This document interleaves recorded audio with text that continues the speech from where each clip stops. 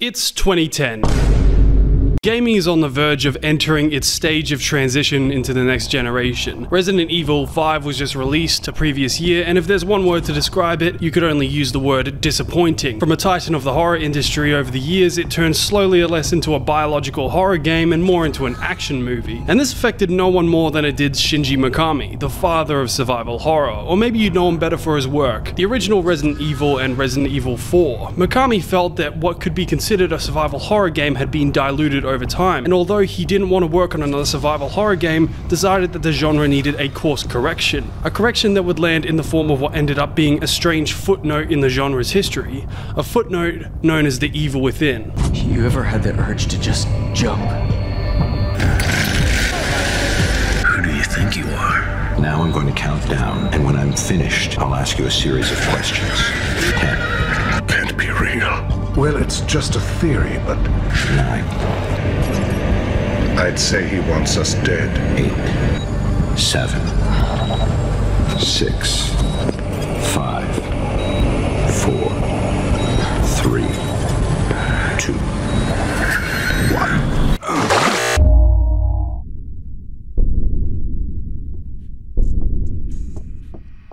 Hello, I'm B4 Brandos, and welcome to my retrospective on the Evil Within series. This is a series I have a complex relationship with. It was around 2014, and I was in EB Games just looking around when I saw the cover art for the first time, and it scared the crap out of me. But I was one of those kids where the more I was scared of something, the more I wanted to know about it. So naturally, I dove headfirst into a game that I definitely should not have been playing at that age. And because of that, I had probably the most confusing gameplay experiences of my life. I'll be the first to admit that I was definitely among the people that didn't get The Evil Within when it first came out. The story might as well have been non-existent to me. The game was punishingly hard, and also Sebastian could only sprint for 3 seconds. Come on, hurry it up, mate! The Evil Within was just this weird, hard game that I probably wouldn't even like that much if it wasn't for the bloody amazing sequel that fixes every single problem I have with the first game, while introducing some of its own problems admittedly, but looking at the runtime of this video, I'm going to talk about that much later. From a bird's eye view, this game series is strangely inconsistent. While that fact is never a bad thing, it's like Schrodinger's cat if it was a game series, good and bad all at once, but in a good way. Anyway, for this video, we're going to be untangling this spaghetti bowl of a series and trying to find a true through line. What makes the Evil Within the Evil Within? But enough rambling, this video is already going to go on long enough as it is, so let's start with the Evil Within 1. So the game begins with Chapter 1, an emergency call. On the rainy streets of Crimson City, a cop car speeds down a road and we meet our protagonist, Sebastian Castellanos. He's a police detective and just finished working on a case alongside his partner, Joseph Oda, and a new junior detective, Juli Kidman. Getting a call on the radio, they're diverted to an emergency call from Beacon Hospital, and strangely, the radio emits an ear-piercing tone. Is there any... God damn it! Jesus! Reaching the hospital, we take control of Sebastian and head inside to find what looks like a massacre. Joseph takes point finding a survivor, a doctor who's clearly in shock. Can't be real. Impossible. Ruvik is... I've got him. Inspecting the security feed, we see multiple police officers get murdered by some kind of teleporting man in a cloak.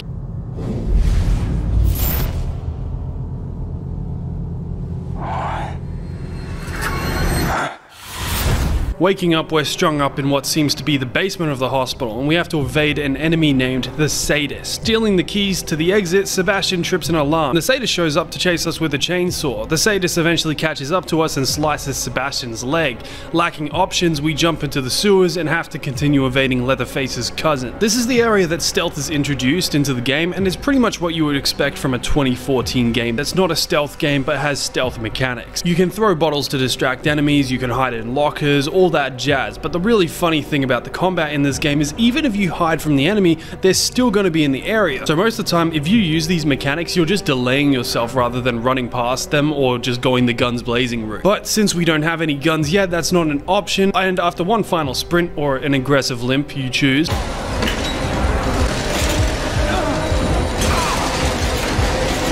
we make it into an elevator, escaping the Sadist.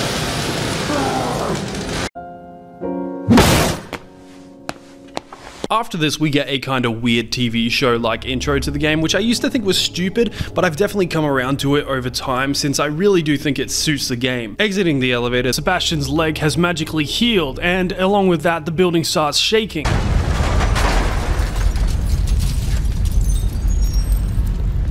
Sprinting outside, it's clear that something really bad is happening. The police officer that drove us here shows up in an ambulance and tells us to get in. In the back, we can see the other survivors include the doctor from earlier, one of his patients, as well as Kidman, with Joseph being noticeably absent. The ambulance doesn't have time to wait though, since everything begins crumbling. Okay, I want to give this part a serious narration, but I just can't.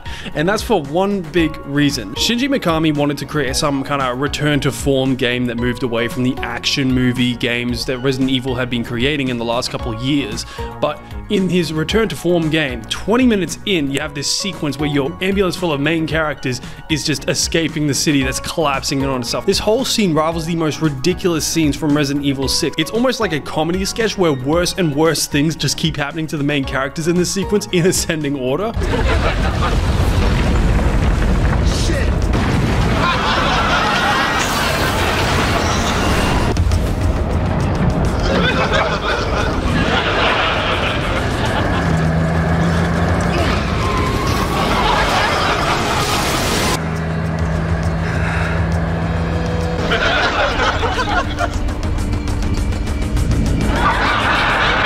Anyway, Officer Connolly channels his inner Vin Diesel and drives the ambulance out of the city, but as we enter the tunnel that leaves Crimson City, the same high-pitched tone from before starts playing again, and Officer Connolly starts suffering from some kind of an infection. Oh yeah, and this happens. Look out! Fall!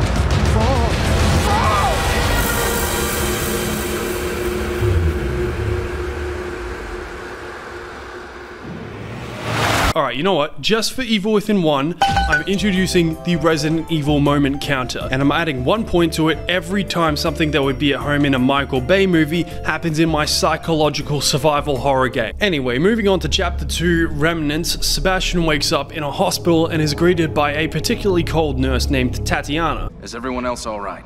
The city? Whatever are you talking about? You are the only soul here. Right now. She leads us to a chair which transforms into an electroshock therapy type device, and we're introduced to Upgrade, something I'll get into later. Once again we wake up, but this time it's inside the ambulance, and crawling out, Sebastian makes his way through the forest. Finding an area with some light, we pick up a lantern and see Officer Connolly up ahead. And I'm not joking, Sebastian says hey like he's in a Lego advertisement. Hey! Start the new rescue helicopter!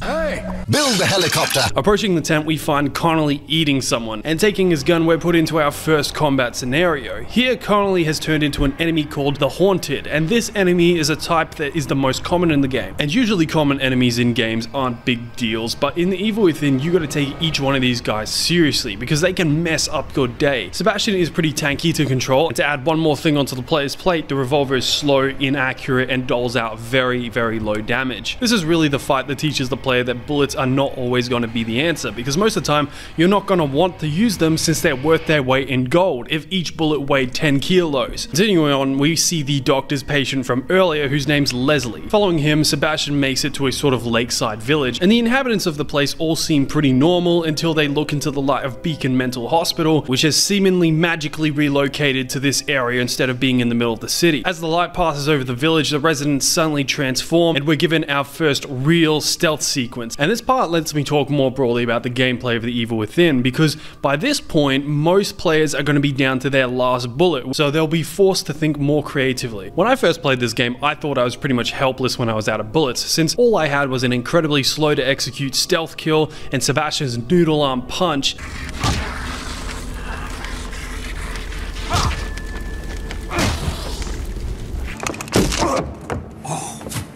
And that's not even to mention Sebastian's worrying cardio ability. My man can sprint for 3 seconds before he needs to take a serious breather. Anyway, my point is that I was incredibly wrong. The gameplay of the Evil Within is restrictive, but at the same time very diverse. For example, you could use a bottle to distract an enemy, or you could just throw it at the enemy itself to stun it and then beat the crap out of it. If you're injured and limping, you can actually make Sebastian free aim his gun to make him jog at normal speed, or if you've got a hay bale around, set it on fire as soon as a haunted gets near it, and the flames will pretty much insta-kill it. There's also a ton of items you can pick up around the world which makes life easier for you. There's an axe that one-shots normal haunted, and then there's a torch which can light entire groups of haunted on fire. Like here in this clip, I find a shotgun I've never actually found in previous playthroughs, and it's good, but firing off buckshots isn't just an instant I win. At base damage, the shotgun is actually much better as a crowd control tool, since firing at groups will just make them fall over, either giving you time to escape or time to run in and light them on fire. Also, no, you haven't missed anything, because I haven't mentioned yet that lighting monsters on fire is the best mechanic in the game. Pretty much the enemies in this game are tough cookies, and you can either shoot them enough that they either die or fall over. The most common option is going to be them falling over, so while they're down you can light them on fire to avoid a round 2. And in this game, fire is a lifesaver, because in this hostile world there isn't much that's certain to win a fight for you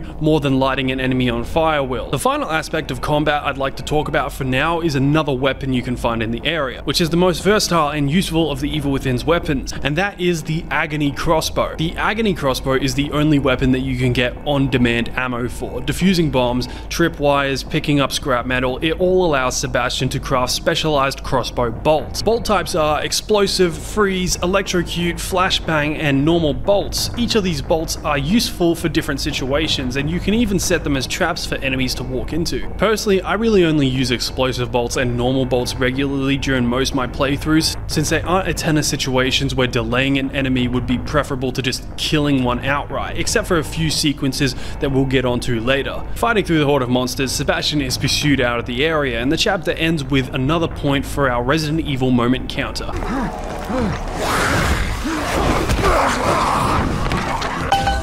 What the fuck?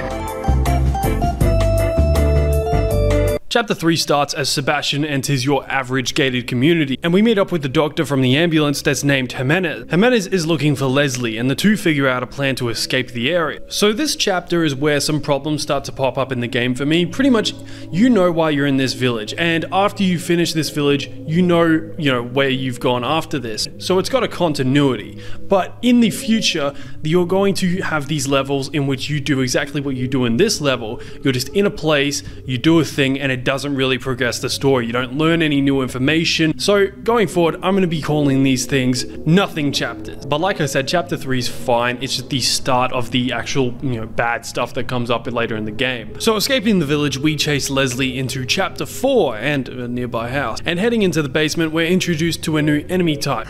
I think something's coming. The Invisible Haunted. This enemy type is invisible until it either attacks you or you hurt it, and I'll be honest, I've never found a good way to counter it other than listening for the footstep and making an educated guess on a shot. After killing the Invisible Haunted, we run into a cloaked man, and we're separated from Dr. Jimenez and Leslie. Continuing forward, we fight some more Haunted before entering this room and meeting just one of the many relentless, unique enemies in this game.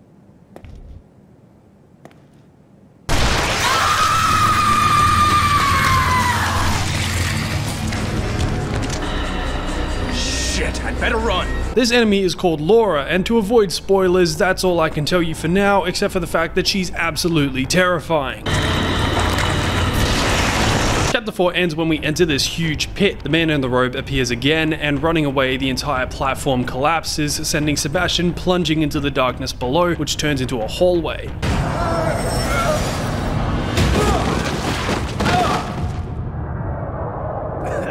Beginning chapter 5, we can explore what seems to be an abandoned hospital. Eventually we can find Joseph in some sort of pod, and waking him up, it's clear that he's not in a good way. Thank God you're okay. I don't know what I am, but it's definitely not okay. Suddenly, the ringing sound from the start of the game begins sounding off, and Joseph seemingly turns into a haunted, attacking Sebastian. Luckily, the noise subsides, and Joseph returns to normal. Moving forward, Joseph and Sebastian enter a room where Kidman is trapped in a tank that's filling with water. So fighting alongside Joseph, we clear out the enemies in the building and release Kidman. But in classic Evil Within fashion, we're separated once again when the floor beneath Kidman and Joseph collapses. Giving chase, Sebastian enters the pit after them, and we have to fight our way through hordes of haunted. Meeting up with Joseph and Kidman again, the three prepare to head out, and once again we're separated as hands emerge from the ground, pulling us downwards. Ending up in a hallway, Sebastian moves to a door, and going inside we can find a lab where the ghostly memory of a man we've been seeing appears. He speaks about how Leslie may be the key to something. It's not told to us yet. So once the ghost disappears, some more haunted show up who are connected to this machine, and the strategy is to get them on the ground so that Sebastian can unplug them. Doing this to all the haunted, the system overloads and Sebastian is knocked out. So yeah, that's chapter 5 of 15, and I hope you're prepared to get as much information on what's going on here as you've been receiving so far, because through the rest of the game, the Evil Within does a lot of things, but making sure players know what's happening, that's not one of them. The major issue that this game has is the environments, because while they all look great and are well designed, the player never really knows what they're doing there. Like in Condemned Criminal Origins, you were a cop running around abandoned, grimy buildings. There was lore in the world you were exploring, and you knew why you were there. In the Evil Within, for reasons I can't get into yet, none of the lore actually matters in these locations, so a lot of the game feels very disjointed, since you're constantly being teleported from one area to the next, and going forward, it only gets worse. Chapter 6 begins with Sebastian waking up back in the hospital, and exploring around a bit, we're attacked by a creature with a safe on its head. However, Sebastian is teleported away into some ruins before he's hurt. Exiting, we find ourselves on the coast near some old ruins, and I've got to say, I love when horror games keep you indoors for long periods of time, then let you outside for a level or two. I always feel that it puts things into perspective. You're outside, the sun's shining, waves are crashing, birds are chirping, but everything's not okay. You're outside, but you're not out of the woods. Entering the ruins, we meet up with Joseph again, who's not doing so well. My head wouldn't stop buzzing. It felt like it was about to crack open.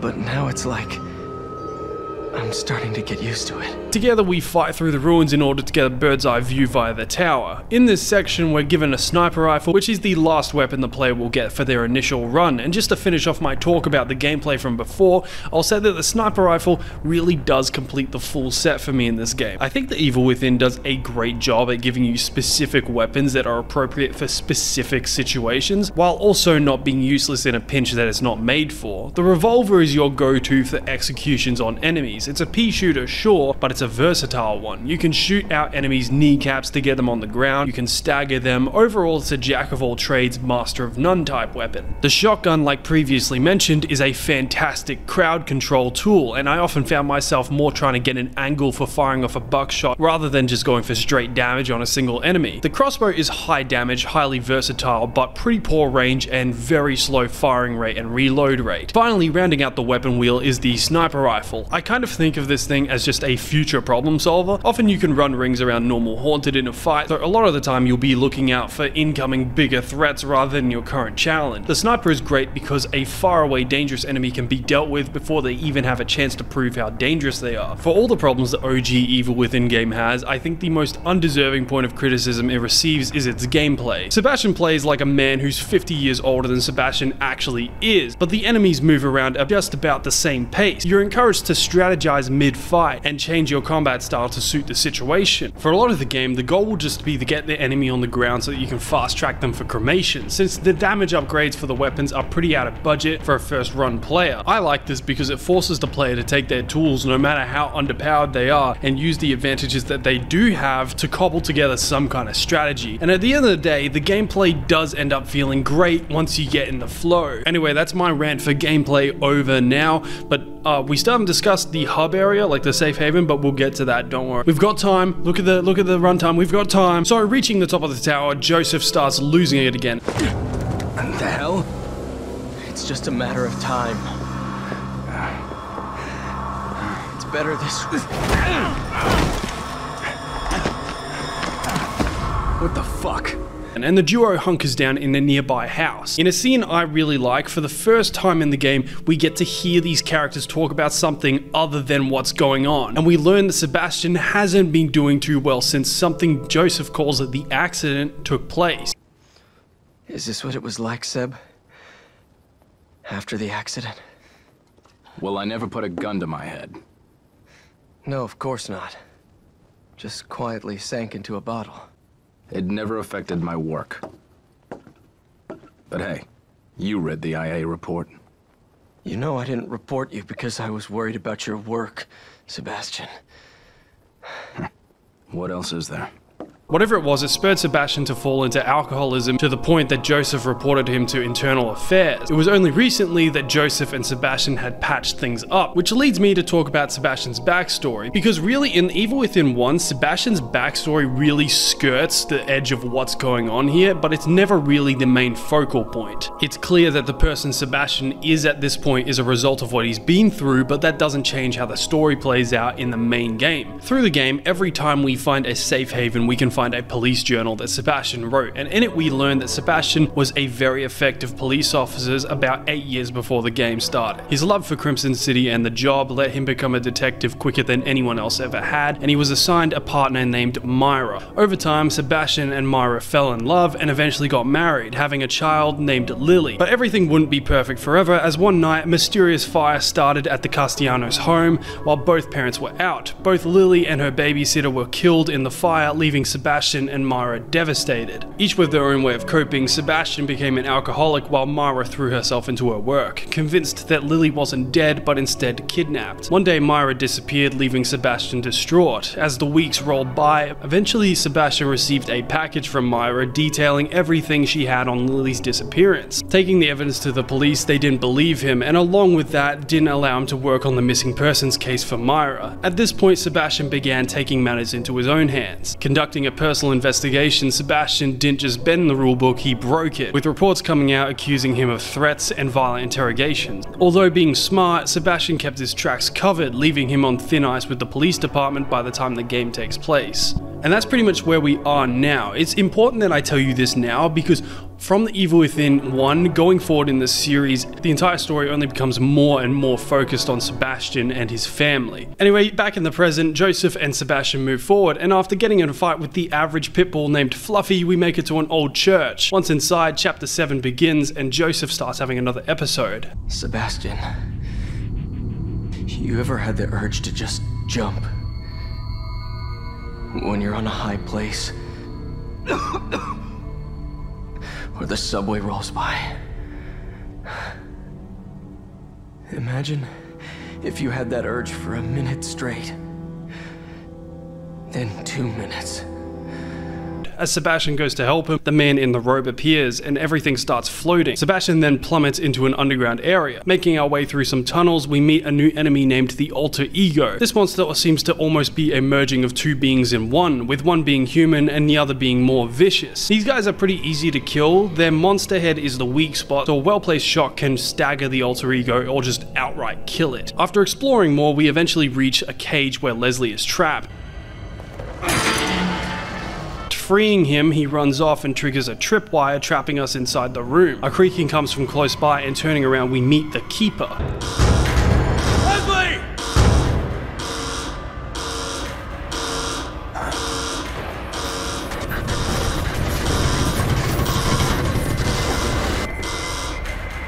The Keeper is essentially Pyramid Head's younger, buffer, and more motivated brother. Wielding an oversized meat tenderizer and a bag filled with nails and severed heads, the Keeper relentlessly and aggressively pushes up on Sebastian's space. Despite his size, he can move very quickly, and if he gets within striking distance of you, he'll either take off a huge chunk of your health or just outright insta-kill you. The Keeper also packs barbed wire trip mines, which immobilizes Sebastian for a limited time if tripped. I think the Keeper is definitely one of the more fun enemies to fight, since it's pretty much an intense game of cat and mouse. The Keeper is all about getting in close, while the player is always going to prefer to stay as far away as possible. He's also very rarely staggered by even your highest damage weapons, so you can't bank on getting a meaty shot off on him and then running away while he regains his footing. What it all comes down to in a Keeper fight is planning. Where has the Keeper put his mines? Where's he coming from? How can I ruin his plans? If I could make a comparison, I'd say he's like Mr. X from Resident Evil 2's remake. Through the game he stalks you, but the reason I like the Keeper more is because you can actually kill him, and I mean properly kill him. If you lay enough damage into him, the Keeper will go down. You'll get your reward items, and that's that.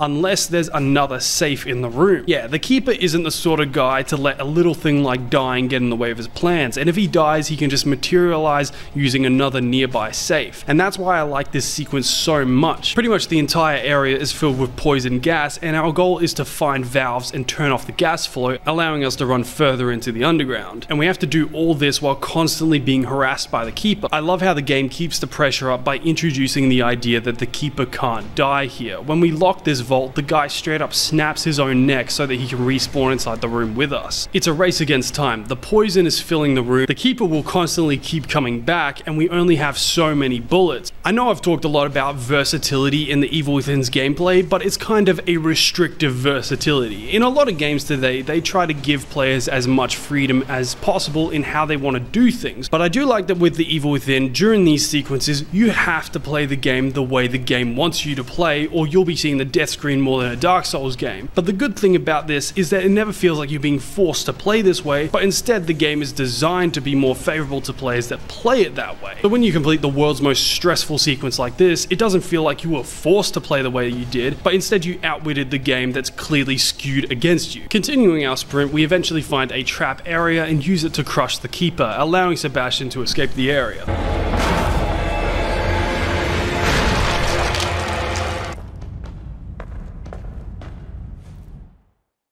So remember earlier when I was talking about nothing chapters? Well, this is one of them. It's about an hour of just running around in a cave and it sucks. There's so little to do in this entire chapter that a brunt of the gameplay listed in the plot for this chapter on this wiki can be summed up in 2 sentences. As Sebastian escapes the underground catacombs, he finds himself stranded in an old cave system filled with monsters and traps. The only thing to actually happen in this level is near the end, we're teleported back to Beacon Mental Hospital. Walking through the double doors, we meet Dr. Jimenez again, and now, here, in Chapter 8, are we only just getting given a concept of what's going on here. It turns out that the man in the robe is a man named Ruvik, or Ruben Victoriano. Ruvik was working on a way to link minds together, and somehow we've all been trapped inside Ruben's head. Suddenly, we're separated from Jimenez again, and we're chased by a huge monster into the safe haven. Ruvik appears, and the chapter ends.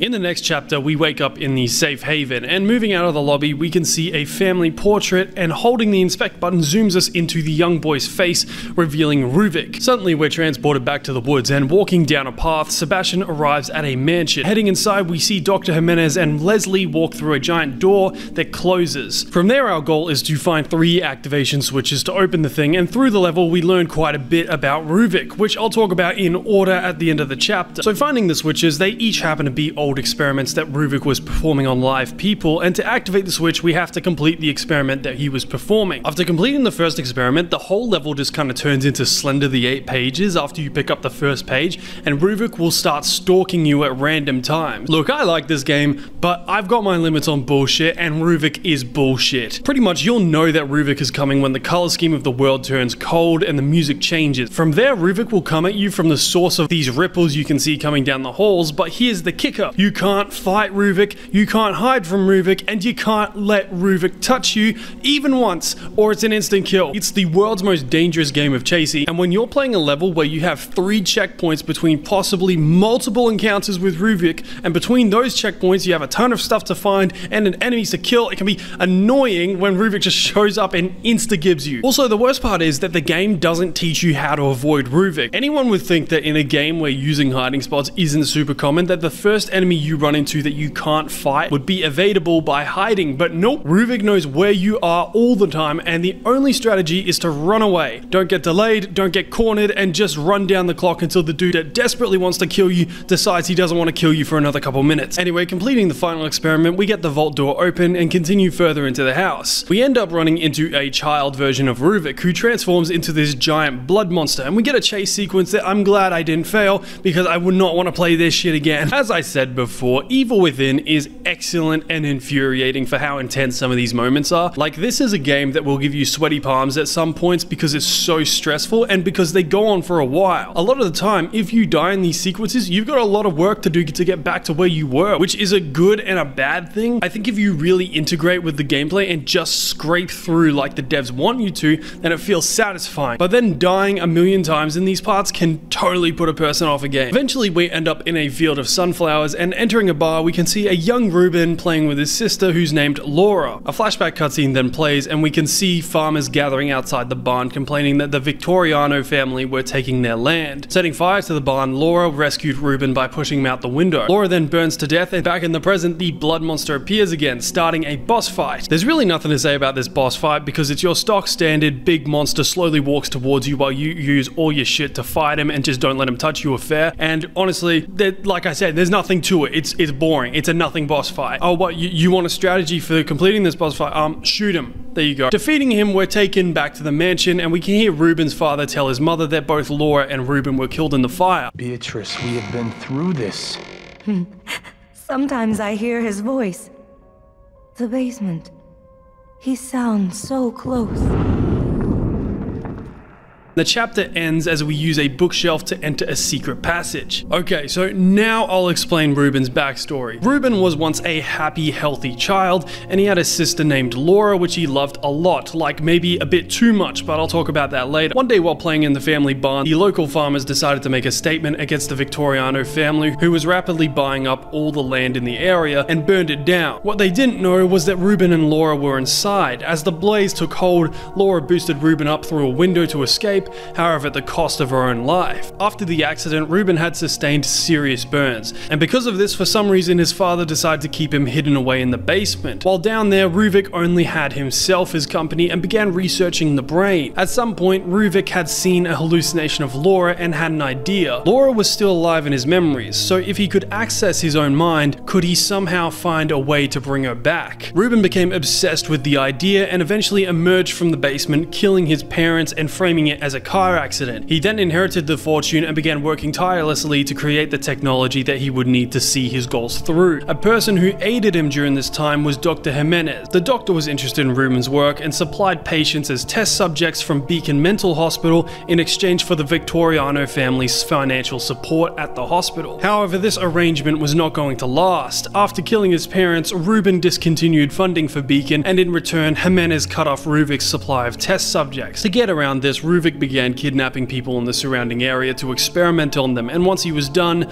dumping them. Over time, he became known as the Elk River serial killer. If you're connecting the dots here, you'd eventually put together that these machines we've been seeing alongside the bathtub type devices must be the end product of Ruvik's research, and we're probably plugged into one of those in the real world. But we still don't have any specifics. Why? How? What does this have to do with the massacre at Beacon Mental Hospital? By the way, I'm making this sound all a lot more coherent than it actually is. All of the information I'm telling you is coming from a bunch of different sources, not just from the main game. You can find newspaper clippings, you can find documents, and they all have this information that would probably be better suited to being learned by the player in the main game, because around this point, a first-time player would still have no idea what's going on. Chapter 10 begins where we left off, in the back areas of the Victoriano mansion. Dropping down a hatch, we hear the Bioshock ghosts of Jimenez and now a much older Ruvik talking. This is not mere research.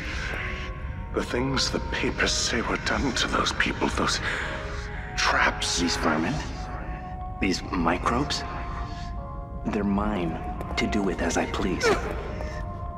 But you are correct. This was not mere research. I'm close to perfection. This is abhorrent. This is my will. Jimenez was disturbed by Ruvik's studies of the brain and apparently tortured his victims for research and for his own pleasure. We learn later that Ruvik conducted his experiments on his victims using a sedative that paralyzes the victim but still allows them to feel everything. It's starting to make sense why Ruvik is so messed up in the head. He's a sadist who doesn't believe human life possesses any value. Plus, he has a weird, very close relationship with his sister. So chapter 10 verges on the edge of being another nothing chapter. All you really do is run around Ruvik's underground torture chamber and kill enemies, but there are some elements that keep it just above the line of being a chapter where you just kill enemies for an hour and nothing else. For instance, we're introduced to a new enemy here named Trauma. It carries a wooden beam on its back, and it's just kind of a beefy enemy that outputs a ton of damage. Now that we've established that all the characters in the game are somehow linked to Ruvik's mind, I think now would be a good time to talk about symbolism. As you may have noticed already, the Evil Within kind of seems like the love child of Resident Evil and Silent Hill. The gameplay and a majority of the mechanics come from Resident Evil, while the story and general themes come from Silent Hill. And as any good Silent Hill fan would know, these monsters mean something, damn it! I'll keep this brief by using probably the most popular example of this, being Pyramid Head. Despite being the series mascot at this point, back when he was introduced in Silent Hill 2, he was a representation of a certain character's guilt in the game, and it's no different here. Every special enemy we have faced so far usually means something, or it doesn't, it's very spotty. But let's go through the monsters that do mean something that we've already met. Laura, the Keeper, and Trauma are the monsters we can talk about at this current moment, and starting with Laura, it's pretty obvious what she is. She's the living embodiment of Ruvik's last memory of Laura. That's why she's constantly screaming, and that's also why her only real weakness in the game is fire. Next up is the Keeper, who's kind of a double meaning. It's a representation of Ruvik's desire to keep his secrets locked away, while also doubling as a representation of his brutality and rage. And finally, for now, Trauma is a representation of Ruvik's hate for his father's religion, which was forced on him at a young age. The creature is obviously reminiscent of the crucifixion, and the plank of wood on his back can kind of be summed up as the religion being a kind of burden for Ruvik. Also, don't worry, there's reasons for all the other monsters in the game being the way they are, but I'll get to that later because that's still in the unknown information territory. During this chapter, we can also head to the safe haven and talk to a man who's staying in a room next to ours. He seems a little crazy, but he's also extremely knowledgeable of what's happening. Do you have any idea why this world is the way it is? What? Who are you? Hate. Hate. Ruvik's hate. The man's consumed by it. He wants out. Wants to get his revenge. He wants back what he feels the world took from him. It's not like he could actually get that. It's not like he could actually get that. Pretty much, the safe haven is the only place in the game that is actually safe. It's only accessible by broken mirrors, and you can usually hear the song Clair de Lune play whenever a mirror is nearby. Once inside the safe haven, you can save your game or upgrade Sebastian's abilities using brain juice. That's the stuff that monsters drop most of the time after you kill them. And you spend all the points in this chair. And honestly, this chair is the only reason this game does not absolutely suck. And that's mostly because one of the first upgrades you see when sitting down is the ability to make Sebastian sprint longer. Like seriously, Sebastian can only sprint for 3 seconds. How the hell did he make it through Police Academy? Nope, sorry. Alright, even though you can upgrade your sprint time in the game, sometimes the occasional complaint does slip out. Anyway, if there's one thing these upgrades are, it's expensive. Like, I usually didn't even bother sitting down if I had sub 10,000 brain juice. And in most cases, it was just because any upgrades you would actually want, like damage or ammo capacity, are really, really expensive. Like, why would I want to speed up how quickly I can reload my gun if I never have any bullets? I used to hate the upgrade system because a lot of them felt super unattainable all the time. But in my subsequent playthroughs of this game, I've come around to them. Because you start the game just scraping by, and if you scoop up every drop of brain juice you can, by the time you finish the game, you feel like you are actually scraping by. It's just one of those games that is super punishing, and it feels great when a bomb explodes in your face, and instead of outright dying, it just shaves 3/4 of your health off.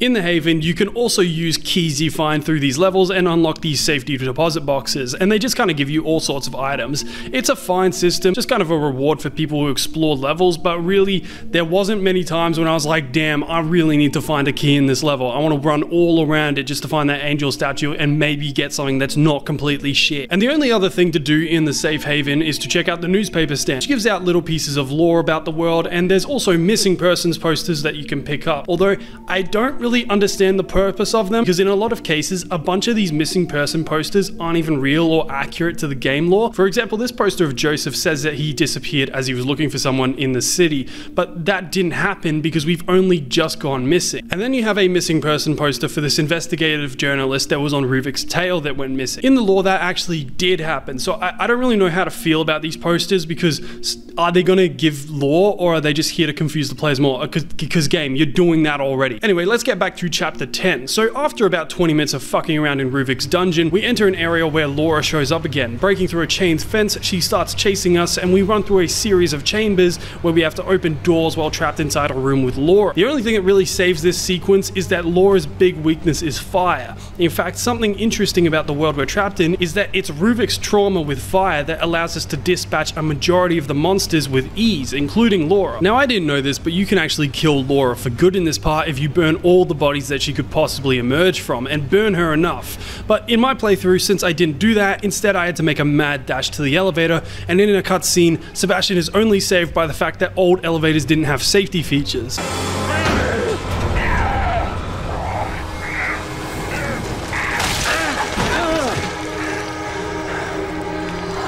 The elevator continues to move down when it's suddenly halted, and then Ruvik appears. Who do you think you are?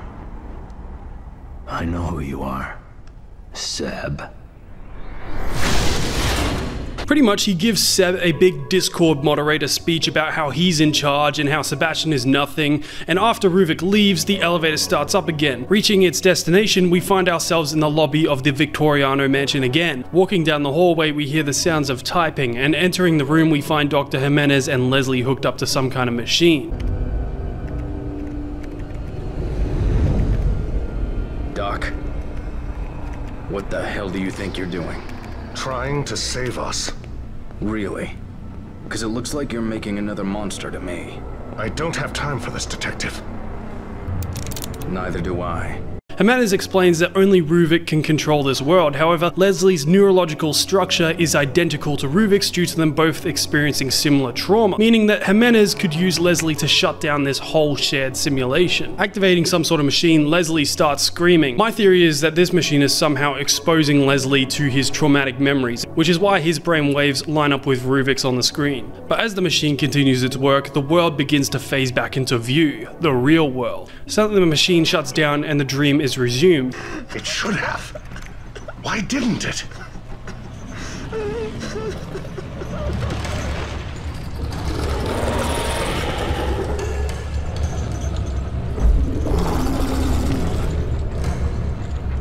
That's it. That's why. Doctor, run!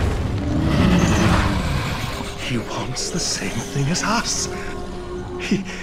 He wants out! Jimenez is squashed by the monster and Sebastian is thrown back and literally no clips through a wall. I've got to say, I think that The Evil Within has a lot of unintentional comedy, which I'll be pointing out going forward. Like for instance, how 90% of Sebastian's dialogue when he's around Joseph is him just saying Joseph. Joseph. Joseph. Joseph! Joseph! Joseph. Jeez, Joseph. Joseph. Joseph! Or how about in this level, when he just falls through the ceiling and hits the ground like a ton of bricks. My man is not having a good day. Getting up, we can access the safe haven, and again, our noisy neighbor has some stuff to say. Ruvik must be really pissed now. Breaking a STEM terminal? Never thought he'd go that far.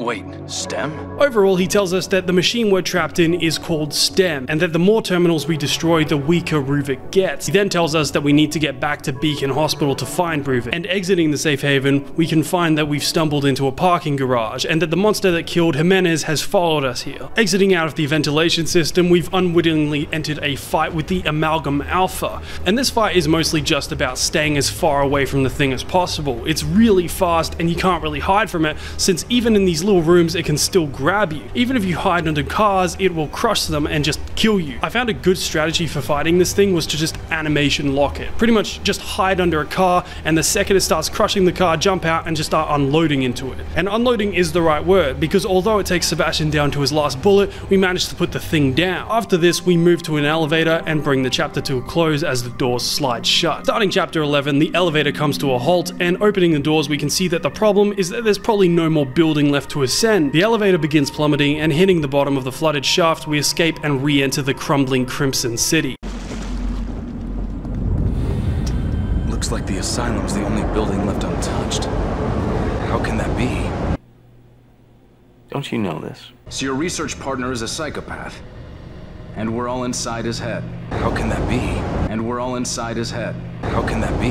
I have mixed feelings about this part because by the time we get here, we have a loose idea that none of this is real. We're in a huge city, it's crumbling, it's broad daylight, and it's not really scary. You know, it's a far cry from the environments we were trudging through earlier in the game. Personally, I think the entire game majorly shifts after Chapter 10 from being a kind of slow burn, brutal survivor horror to something a little more arcadey. If the earlier game was channeling Silent Hill 2, then the late game was channeling Resident Evil 6 hard, which isn't a bad thing, but it is jarring, especially considering that some chapters go full action while others desperately try to tell you that you're still playing the Evil Within. But anyway, continuing on, after a bit of traveling through the city, we traverse some sections that are flooded, and during this part, anytime you're in the water, you're pretty much being stalked by a new monster that's introduced here called the Shigyo.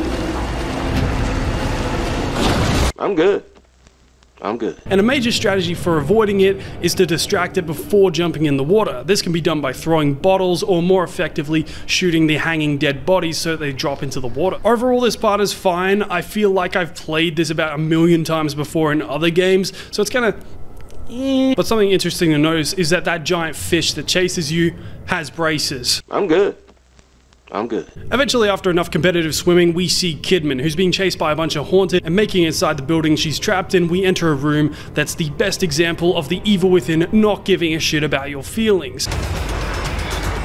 At this part, I had 1 bullet, barely any health, and a couple of matches to my name. And what does the Evil Within say to that? You can fuck off, pal! You can fuck right off! Anyway, I'm just hyping this up. I've played a lot of Evil Within, let's just say the Haunted weren't ready for me.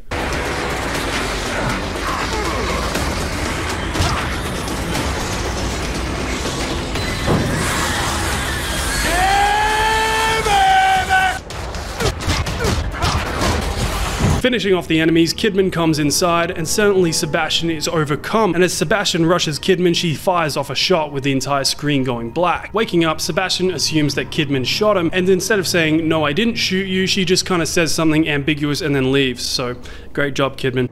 What is this? Did you shoot me? You started turning into a monster. You attacked me. I'm sorry, but you're tainted now. You might try to stop me through you. Wait. What are you talking about?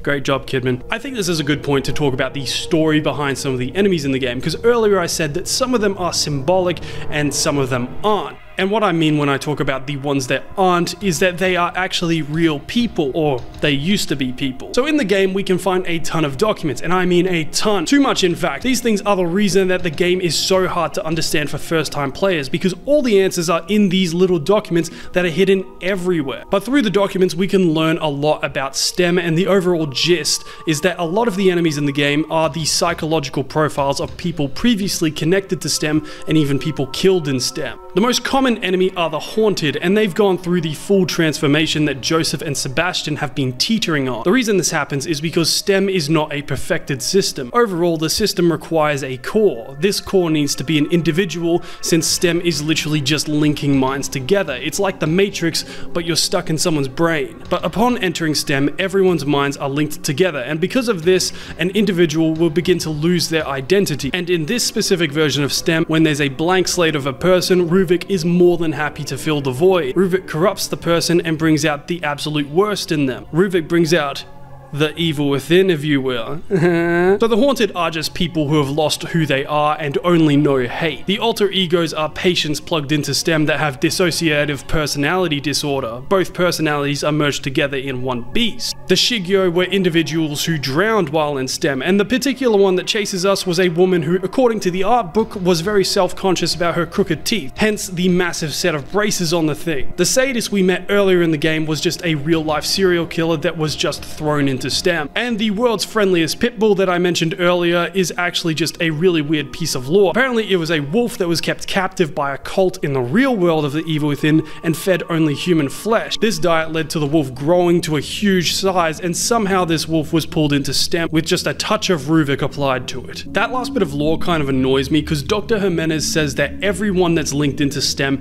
is contributing to it in some kind of way. This includes people or locations from their memories, but what annoys me me is that some locations and characters are from people's memories, and then some of them just aren't. They just exist in STEM. So you have this crazy lore about a real giant wolf in this area that when I ran through it, I wasn't even sure if this place was a real location. So why should I care? But yeah, that's the two types of enemies. There are parts of Ruvik's psyche manifested like the Keeper or trauma, and there's the neural remnants of people who were forced to enter this world like the Haunted or the Shigyo. Anyway, back with chapter 11, Sebastian is still trapped in a room and Leslie comes and helps us out, though he quickly runs off. Pursuing him, we wind up in a warehouse that's full of flammable gas, which means no guns. Also, I don't know why I find this so funny, but this smash cut to the warehouse exploding when you use a gun is just so funny to me.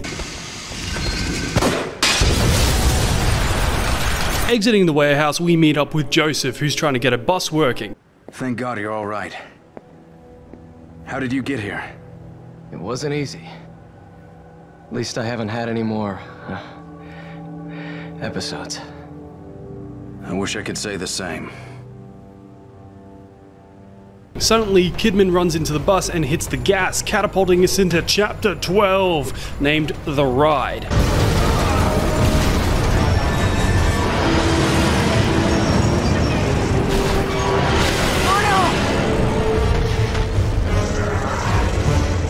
This is Heresy, and according to the art book, it was an individual that wasn't compatible with Ruvik, but completely succumbed to STEM and completely lost his identity.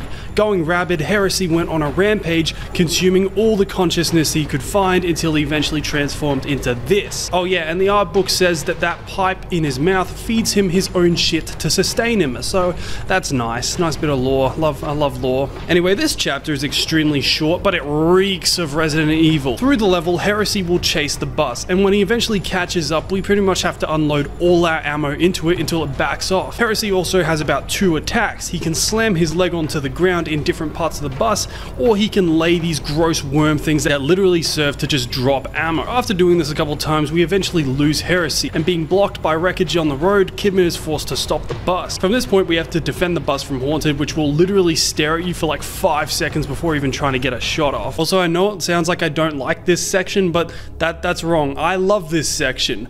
Resident Evil games 5 and 6 were my first introduction into the survival horror genre, so I love bombastic set pieces and all that kind of jazz, but in the Evil Within, you know, the return to form horror game, all that ridiculous over-the-top stuff is a guilty pleasure of mine. But guilty pleasures aside, I went into this retrospective trying to look at the Evil Within for what it stated it was, and this level spits in the face of this game's objective, which was being a return to form survival horror game. One thing I do like about this section is how Kidman, Joseph, and Sebastian all seem to slip back into their police training, with Joseph and Kidman calling out hostile locations and Sebastian yelling out orders and encouragement to his team. More of them on the move. Get to cover. They're shooting from above. Don't get rattled. Get down. I think if the Evil Within does one thing right, even if it's unintentional, it's that it shoves you into so many nonsensical situations that it feels good to even you, a person who's probably not a police officer in real life, when a sense of normality is restored. After the waves of enemies are down, we continue forwards with Heresy showing back up. And after one more round with the giant meatball, it's killed when it gets clotheslined by a road sign.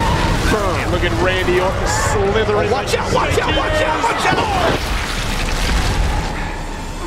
After the fight, Joseph seems to be returning to his senses and makes an observation that every location that they've been pulled to brings them closer to Beacon Mental Hospital. The thing that I've noticed is that each time I run across one, I seem to be closer to the lighthouse. It could be a coincidence, but like I said, it seems as if there is some intelligence behind it. So you figure we ought to cut to the chase and just head straight for the hospital? Exactly. Nice work, Detective. Once again, I'll say, I love it when these guys just act like cops. After all this weird shit that's happened, it's just nice of them to talk about anything else. After a bit more driving, Joseph gets shot by a sniper, and stopping near an ambulance, we head out to find some first aid. Taking into the ambulance, we're greeted by a Resident Evil moment. What the fuck? And after mounting a turret and gunning down anything scary about this game, we board the bus again and we strangely take control of Kidman and get to drive the bus down the highway. Also, I didn't know this when I wrote the script, but there's actually an achievement you can get for taking control of the bus and not hitting anything. Not debris, not haunted, not anything. And there's only one thing I have to say to that. Like that's ever gonna happen. Ruvik suddenly appears on the road ahead, and I'm not joking, seeing this cutscene for the first time sent me into a laughing fit. Like, who was storyboarding this shit on a fucking horror game?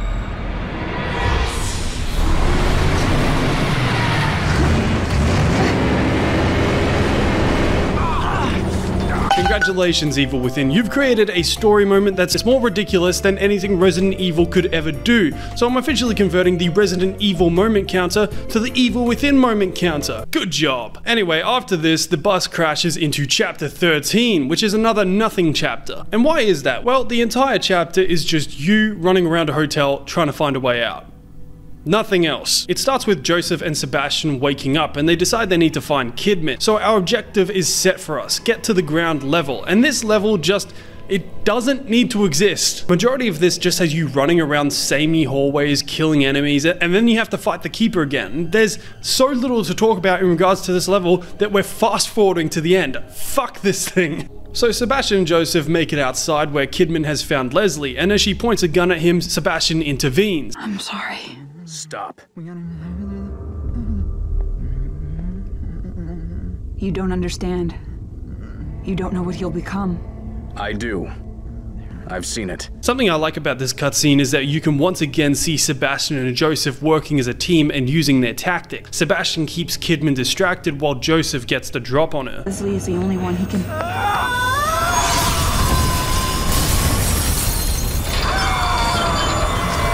Step right up to the Joseph Quiz Show, the game where we ask Joseph a question. Joseph, what's the best way to stop someone from shooting someone? A, shoot them. B, shoot them. C, shoot them.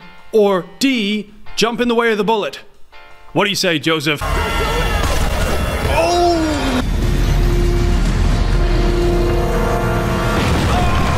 Alright, so I liked this cutscene. I've established I liked this cutscene, but can we complain about crumbling floors? How many times does Sebastian in this game fall through a floor and just end up in a completely different place?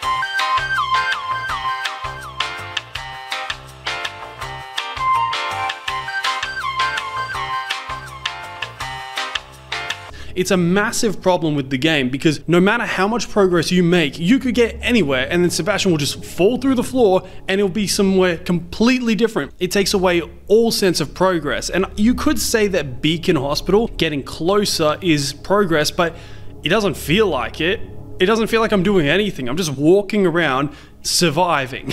I get it's survival horror, but come on, man, give me some more. Anyway, moving on from that cutscene, let's move on to chapter 14, which is a, you guessed it, filler level. But if you don't like that wording, I can sum up this entire chapter for you in one phrase, which will put everything into perspective. And that phrase is sewer level. Yeah, this chapter is the restaurant where nothing burgers are made, because it's literally just a level where you go into the sewers, you shoot enemies, and then you leave the sewers. The one notable thing here is this level's boss fight, called the Quell.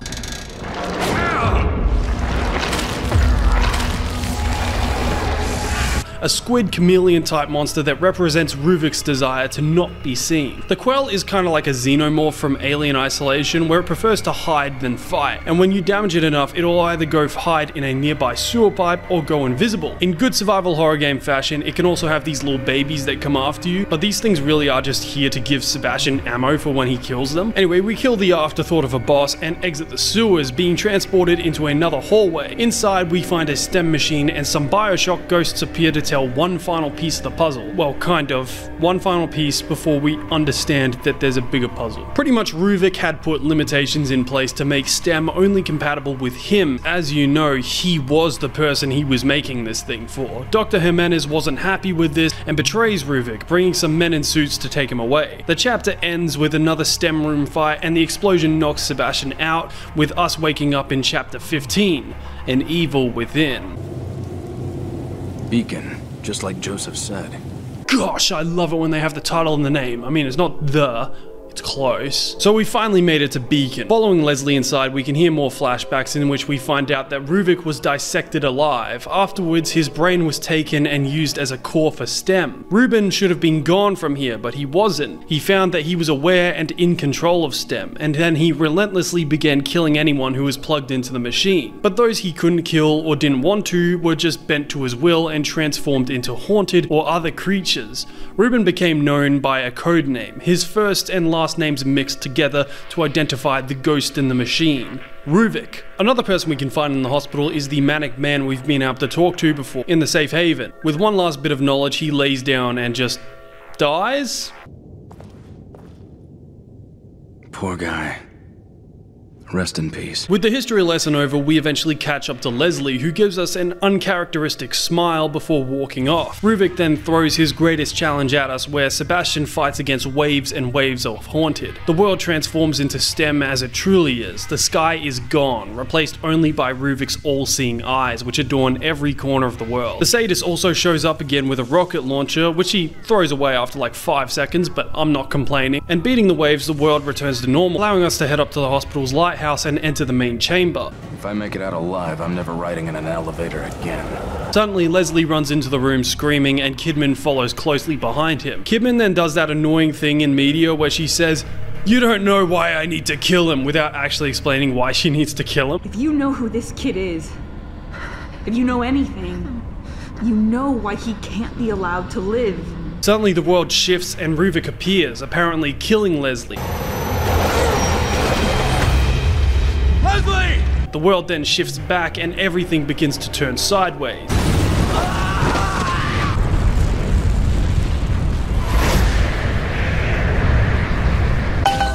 What the fuck? A giant brain appears, and so does Ruvik inside an even bigger version of the Amalgam Alpha, and with that, the final and most batshit insane boss fight starts. So you remember that quote about how the evil within is a response to survival horror games that became more like action movies than horror games? Well, I understand the odd ridiculous moment here and there, but with this next scene, you deserve double points, game.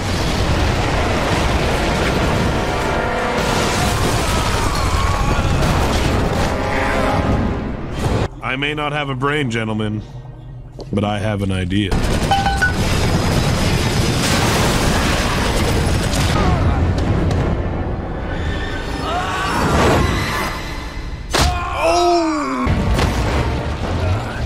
I have an idea.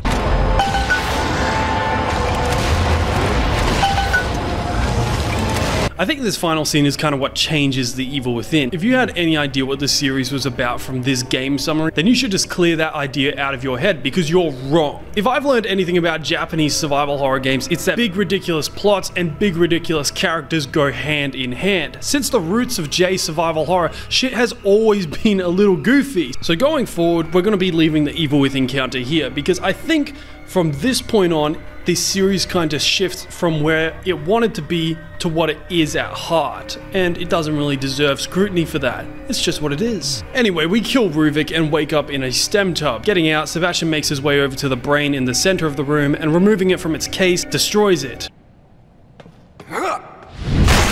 Waking up for real, we see Kidman next to us, giving orders, and she tells someone to leave Sebastian and 2 others behind, as they won't be going anywhere. Sometime later, Sebastian fully awakens and begins making his way out of Beacon. Something interesting to note is that all the dead bodies are still there, which means somehow the massacre still happened and wasn't exclusive to STEM. The front door is then kicked open and SWAT enters the building. And every time I play this game, I love this SWAT officer's facial expressions.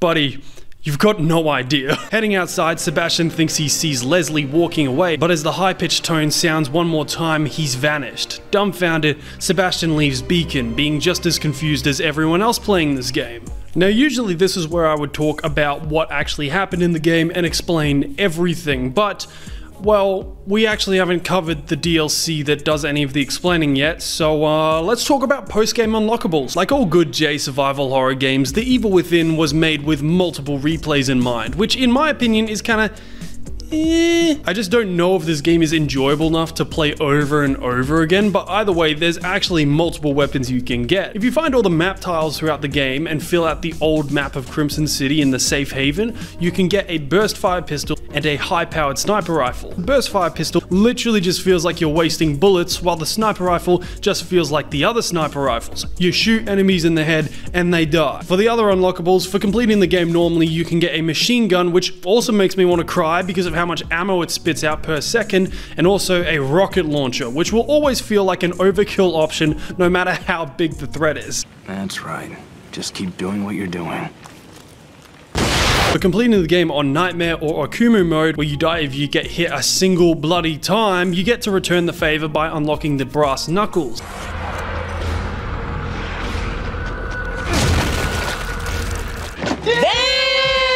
These things pretty much make you a god amongst monsters and let you one-shot almost all the enemies in the game, which is a little overpowered, but if you've played the game enough times to have these things, then I think you've earned a break, and you've earned a go outside free card. There's also a double barrel shotgun that you could get if you pre-ordered the game, but I'll be honest, I'm dedicated to diving deep on this game, but not so dedicated that I'm going to buy a Steam key that has a pre-order bonus that I'll show you maybe 15 seconds of. Instead, enjoy this video of this guy using the double barrel to one-shot the Keeper.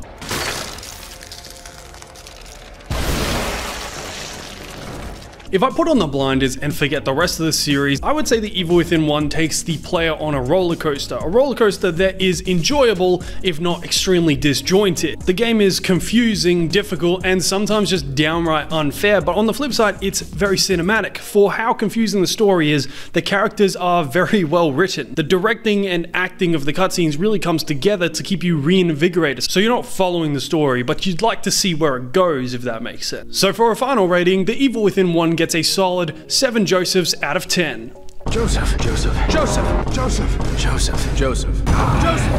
Okay, so I know you want answers for what happened in the main game, and back in 2014, so did everybody else. You could have literally found all the documents and files in the main game, and you would still have no idea what's going on. Well, you have some idea, but the full picture was very, very, very blurry. Well, worry not, because there's a DLC for The Evil Within which switches up the guns blazing action for a more stealthy approach, and it answers all the questions you could possibly have about the main game's story and its confusing plot, and it also retroactively adds in pieces of lore into the pre-established timeline, which may or may not fit. To believer. Oh.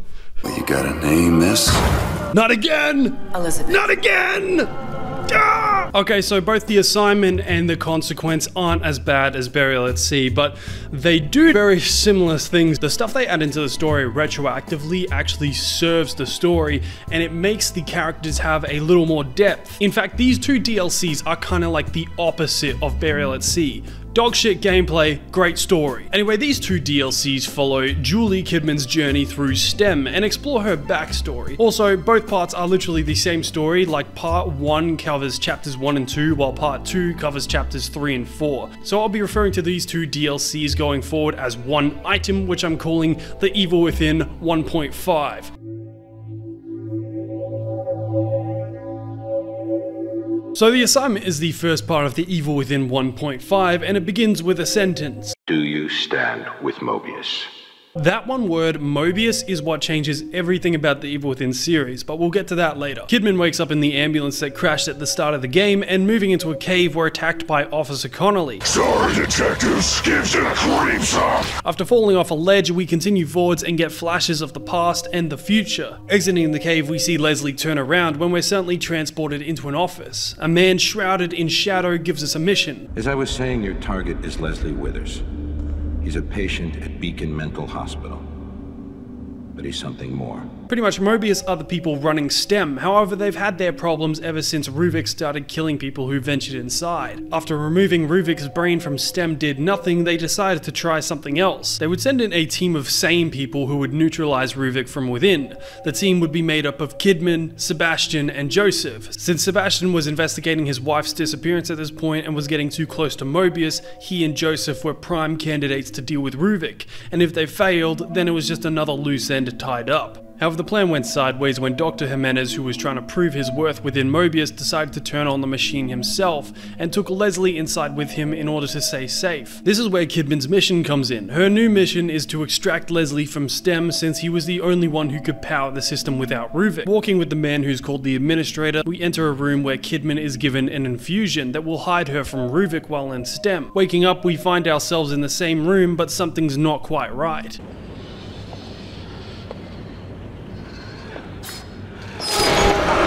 It suddenly becomes clear that we're already in STEM, and through the chapter, our goal is to escape the Mobius facility. To do this, we have to go around re-establishing Kidman's security clearance while evading the Haunted. This area is pretty light on stealth, but that could be said for almost all of the Evil Within 1.5, because it really does just exist to explain the first game and set up the second. But either way, how does stealth work? Well, Kidman automatically has no weapon except for a kick which can knock enemies back, but for a majority of the gameplay, you'll be resorting to hiding and sneaking. All the stealth tricks from 2014 games are on display here. You can lure enemies with your calls, throw bottles, hide in lockers. It's what you'd expect, but I'll just say, this shit sucks, man. Kidman is constantly one stray gust of wind from dying. She can run just about as well as Sebastian. I mean, I can't blame her in those heels, but still, I think in a horror game, if you're limited to nothing but hiding, then I think another ability your character should have is the ability to run, because there's not much recourse in this game if you get spotted. You have two options. You either just book it to the door that will get you out of the area, or you just attempt to hide again, which isn't super easy. Now, Kidman isn't totally helpless. Every now and again, you will find an axe lying around, and if you sneak up behind an enemy, you'll get a nice little stealth kill,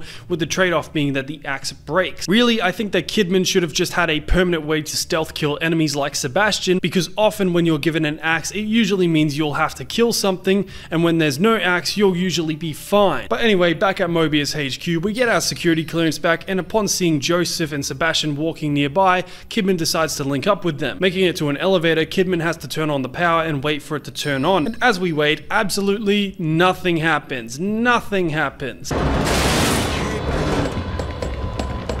This is a special enemy called Shade and is a representation of Kidman. Kidman has a flashlight, Shade has a huge light for her head, both wear heels. Shade often mutters words like Kidman or Leslie.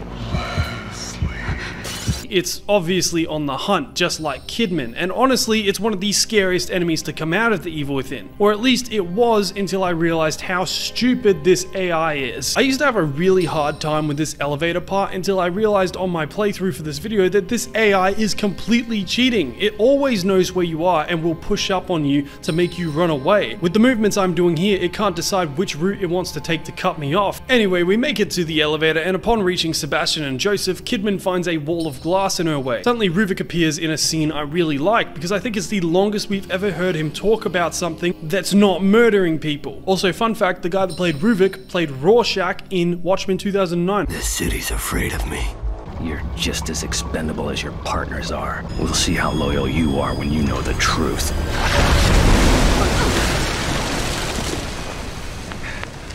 Yeah, so the Evil Within 1.5 does this a lot, where scenes where you saw Kidman in the original just don't happen. And while it may have been done to avoid being repetitive, whenever we link up with the original game, it just kind of feels like it's doing it out of obligation instead of slotting it perfectly in with Kidman's story. But like in the original game, the floor collapses and then Kidman falls into Chapter 2. Waking up, we mess around in the sewers for a bit until we can catch up to Joseph. And in this cutscene, it just shows how much of a real one Joseph is. Any sign of Sebastian? Nothing. Maybe we can go back and look for him. No. I mean, let's just get out of here first, then we can worry about Sebastian. Joseph, watch yourself. I'll be fine. So Joseph runs off to go deal with some Haunted, although I like to think that he just does it to go look for Sebastian, and he tasks us with finding a way to open the gate. Looking around a bit, we find a secret room where the Administrator appears, giving us new orders. That detective. Joseph isn't something to worry about. He doesn't suspect anything. He's expendable. How else do you want me to say it? Remove him. That's an order. Ending the conversation, the Administrator says that Kidman is disappointing Mobius, and she wakes up back with Joseph and Sebastian. Are you guys alright? We're alright. Sebastian, maybe we can lift this enough for Kidman to go under and open it from the other side. We're counting on you. And this is what I mean when I'm talking about scenes that happen in the OG Evil Within that have Kidman in them, and then scenes that happen in this game.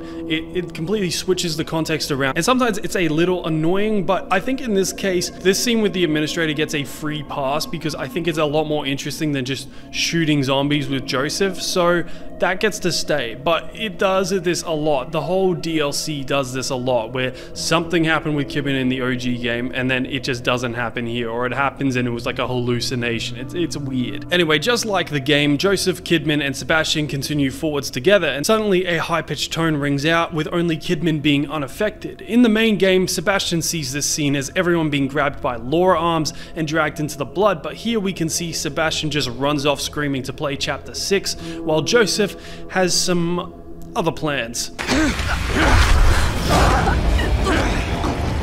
I know who you are. You should have followed your orders, kid.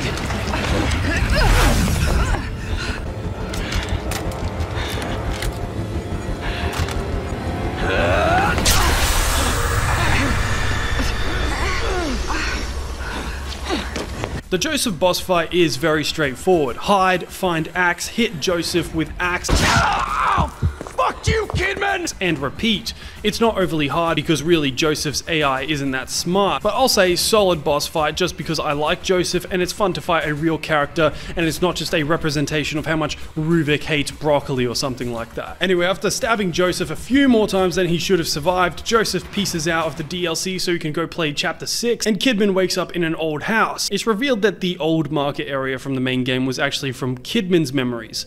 We learn here that Kidman grew up being neglected by her parents and lived in a small village. Eventually she ran away from home and relied upon stealing to survive until she was picked up by Mobius.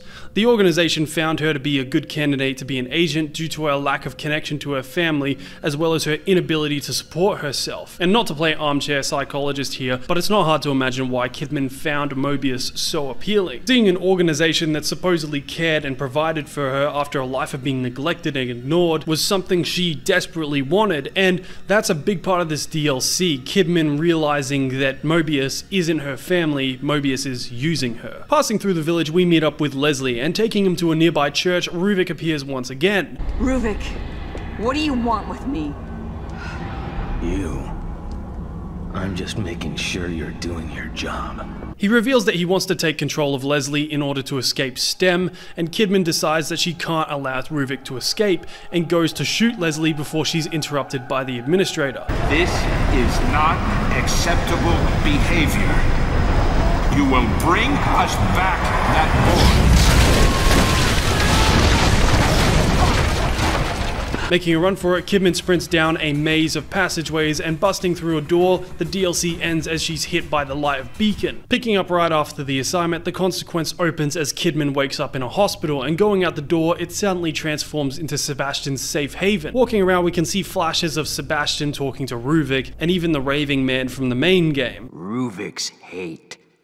The man's consumed by it. Also, an interesting thing here is that after talking to the man, he'll disappear, and we can find an audio tape where it's explained that this guy was actually an investigative journalist that was getting too close to Ruvik. So Dr. Jimenez organized a one-on-one interview with Ruvik for the reporter, and from there he went missing, presumably becoming a test subject for Ruvik's early STEM system. And still being stuck in there by the time of the first game, it's no wonder that this guy just straight up gave up and died. Heading into the back area, we see a memory of the administrator explaining Mobius's mission. STEM is a machine designed to connect everyone's subconscious, and whoever is at the center has the power to influence them.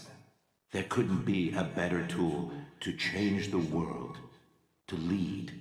Society needs a curator, and Mobius will be just that, ushering in the next step of humanity. Yeah, that's low-key a Monka reveal. So we learn here that Mobius's main goal, their ultimate vision, is to connect everyone on Earth into STEM so that they can more easily control humanity. And this is something I really like about the Evil Within 1.5. It begins to embrace some of the familiar elements of J survival horror, big evil organizations, world-ending plots. It's the kind of thing you'll only find in this genre, and I'm glad that this DLC starts to accept that these things are just a part of its DNA. Even Resident Evil 1 wasn't just a straight haunted mansion horror game, and neither was Resident Evil 4. That was too close. You were almost a Jill sandwich. So I think it's good that they just let the curtain slip here and show what the series is really about instead of it pretending to be something else. Exiting the safe haven, we arrive back in Mobius HQ and do some busy work to get the power back on. Upon doing that, we're able to make our way to Ruvik's old lab. Turns out that Mobius took a particular interest in Ruvik's work and brought him into the fold. In this conversation we can witness between Ruvik and the administrator, we learn that Ruvik had calibrated STEM to only work if he was operating it. Moving further into the Mobius facility, we run into Shade again and literally do the stealth elevator sequence from the previous part all over again, but after hiding in the corner for a little bit, we're able to get away. Arriving in this room, Jimenez asks the administrator where Ruben's gone. The administrator says he's in the next room, and before we follow them, I just want to say that there's not much that has grossed me out in this entire series. I'll watch heads explode all day. It's not gross to me, but this wall covered in eyeballs is so fucking disgusting. It's so gross. Moving into the next room, we see another flashback where Jimenez sees that Ruben has been reduced to nothing but a brain. And the weird part about that for me is that in the flashback where Ruben is taken away in the base game, Jimenez seems pretty sinister and smug about the whole deal, like he knows what's gonna happen to him. You wouldn't dare. You couldn't complete it without me. Precisely. While here, he's completely shocked and appalled. This is despicable. What is this monstrosity? It's details like this and the weird context changing of Kidman overlapping with the main game that makes me think that maybe the Evil Within's full story wasn't written by the time the main game was finished, but it all narratively fits together so well that it doesn't really matter. Moving past the room, we get another big reveal. Hearing the administrator's voice, he tells us that Beacon Mental Hospital is outfitted with a new STEM feature. It's a wireless transmitter, and that its activation will be signaled by a high-pitched tone. Sound familiar? Is there any... So yeah, the high-pitched noise that came from the radio at the start of the original Evil Within was actually the wireless STEM system being activated. And every time the protagonist heard it, we can assume that it was them being pulled even deeper into STEM. This whole thing also explains why all the bodies are still there at the end of the Evil Within. Pretty much the wireless version of STEM starts its initial connection. At this point, there's no difference between STEM and the real world. It's only after a certain amount of time when an individual has been immersed enough that the real world and STEM begin going out of sync, and reality can start being manipulated again by someone like Ruvik. That's why Connolly doesn't crash the squad car after entering STEM, and that's why Sebastian actually did go inside the hospital. Both reality and STEM were synced up, making the difference indistinguishable. In a note you can find in this DLC, Ruvik even explains the sensation, kind of what happened at the second it was turned on. I sensed the moment Marcelo triggered the machine. I can see them all, their memories, their thoughts, their fears. And by pulling in so many people, I will consume them all. From the weakest first, each mind gives me more power to conquer. Where does my world end and reality begin? From now on, that line begins to blur. When the signal went out from Beacon, every person in the hospital and the surrounding area entered STEM, and both as reality and STEM blended together, Ruvik was able to kill everyone in STEM, which also somehow bled out into the real world. I don't really know how that works, but I don't think it matters. Exiting the STEM room, we're ambushed by our boss again, who pretty much says we're doing a shit job. You're asking too many questions, ignoring your mission. Running from responsibility. Making our way through the tunnels, we're given some more flashbacks and learn that Kidman was sent undercover as a junior detective to spy on Sebastian and Joseph, who were investigating Myra, Sebastian's wife's disappearance. Climbing down a ladder, we enter the Crimson City Police Department and move to an office area where Sebastian works. Heading into his office, we witness both Seb and Joseph working together at different points in their lives. First, we see the two talking about Sebastian's daughter Lily and how Myra isn't home much to take care of her. Next, we see Sebastian after the fire killed his daughter, and he's obsessed with finding Myra. When we needed each other the most, Myra left me. What would make her do that? I have to know. I don't care what it costs. His daughter, then his wife? One right after the other? No wonder he always seemed so closed off. Finally, we see the two closer to the time of the game. Juli Kidman? She barely has any experience, and we don't even know anything about her. I'm going to train her. She's my responsibility. Exiting the office, we make it to the roof, overlooking a destroyed Crimson City. This is Crimson? This can't be real. It's not. You fucking know that. Don't you know this? Kidman sees Beacon Mental Hospital in the distance and decides to head there. So after some walking, some more walking, some stealth, some more walking, oh hey, there's Sebastian, some more walking, we finally make it to a place where something actually happens. And that something is finding a pistol, and directly following this discovery, we're ambushed by a ton of Haunted. So in a desperate bid to escape, we shoot our way out of the area and into some tunnels, where we're cut off by Shade, who transports us into a boss fight arena. Shade is one of those enemies that's scary right up until the moment when you get a gun. She's like a lot of other Evil Within bosses, where she doesn't have a lot of long range capability and all she can really do is staunch towards you really quickly. However, she does have one very effective long range ability. Pretty much if Shade spots you, Kidman is unable to aim her gun and she'll lose the ability to sprint or even jog. And this creates some really stressful moments in game. Shade will also go into some sort of stealth mode if she can't find you, switching off her light and stalking around. Apart from that, Shade's one big weak spot is obviously that massive lamp she has for her head, and shooting it enough times will make quick work of her. So defeating Shade, we make sure she won't come back. And exiting the area, we get another Sebastian saw Kidman doing this, but Kidman was actually doing that moment. If you hadn't come along. Just like in the cutscene, Sebastian then begins to turn into a Haunted, but things go a little differently from the main game. Stay back. She's my responsibility.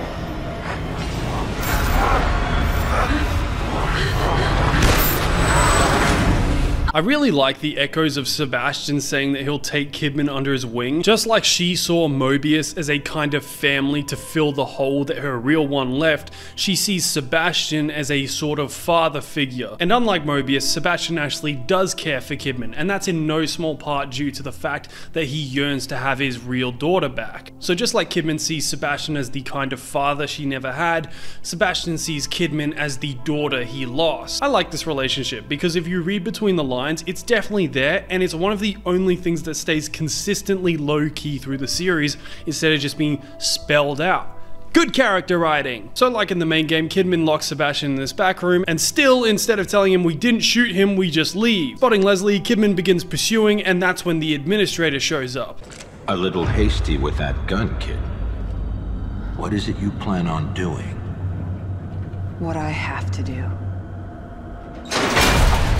No! You do what we say.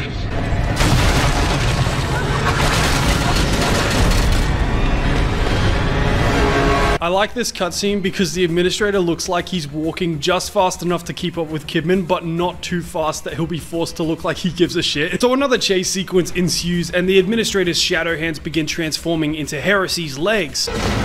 Whoa, what the fuck is that? Seeing a bus with Joseph and Sebastian inside up ahead, Kidman jumps in and the three speed off to play Chapter 12. Chapter 4 picks up right after the end of Chapter 12 in the main game, and Kidman absolutely fumbles grabbing her gun. No, no, no! Damn it! Fuck! What the hell is even that? Progressing through the hotel, we can find an audio tape from Jimenez, which kind of supports my theory that Ruvik might love his sister just a little bit too much. His scarring is heavy, both physically and emotionally, but he longs for his lost sister. His love for her borders almost on an incestuous level, but as long as it provides motivation, so be it. Ew. Moving forward, we enter a room and we see Leslie, who starts being surrounded by Ruvik particles. To free him, Kidman must sneak around the room and burn these portraits of Ruvik, and I'll just say that these are just goofy, man. Like, why are Ruvik particles coming from this portrait? Well, why is the portrait moving? Why does it make this goofy screaming noise when you burn it? Whose idea was this? But after doing that, Leslie runs off again. Following him, we have to burn one last portrait, and just before we do, Ruvik takes control of Leslie and tries to force him to shoot us, though Leslie manages to shoot the portrait instead, freeing Kidman and giving us a gun. Okay, this is actually something that does annoy me. You don't have a gun for most of the DLC, but anytime it's time to cross over with Sebastian in the main game, suddenly she magically gets her gun back for like 2 seconds. It is so annoying. Give her a gun the whole time. What's the point of all this stealth crap? Oh yeah, and speaking of cutscenes where we meet up with Sebastian, here's one we saw in the original game. So this cutscene takes place just after Kidman and Leslie make it outside the hotel and enter a playground. However, Ruvik begins trying to take control of Leslie again, and Kidman prepares to shoot him when Sebastian shows up. And I think this is the one time I genuinely enjoyed this DLC changing up a shared cutscene, because instead of Sebastian showing up to stop Kidman, it's the administrator. And if you play these clips side by side, it really works. It really clicks. It's not your fault. I'm sorry. Stop! You're making a terrible mistake. Stop. You don't understand. You don't know what he'll become. I do. I've seen it. We know exactly what he'll become. That's why we need him. You don't understand what Ruvik is after. So tell me, what is he after? Ruvik is a corpse. He's after Leslie. What, he needs to finish his science project? And so are we. And you're more afraid of him than us? Don't patronize me. I have orders. I can't let him have this boy. I have orders. But I can't let him have this boy. Leslie is the only one who can... Just like the normal game, Kidman shoots Joseph and runs after Leslie when everything suddenly goes black. Ruvik has now fully taken control of Leslie, and following him again we end up back in Beacon. Heading to the sub-basement, we run through Mobius HQ and find a shotgun. And after a bit more killing and a bit more of our boss telling us we're shit... Where will you go when you leave us, kid? Who will have you? Your life is nothing! You serve zero purpose! We make it to the central STEM terminal. Seeing Leslie run off again, we can choose to follow him, or we could just end the game right here. For those of you who remember, the Evil Within 1 actually ends in this room when Sebastian stomps on Ruvik's brain, and the developers actually foresaw players recognizing this room and wanting to end the game early, so they created a fake ending.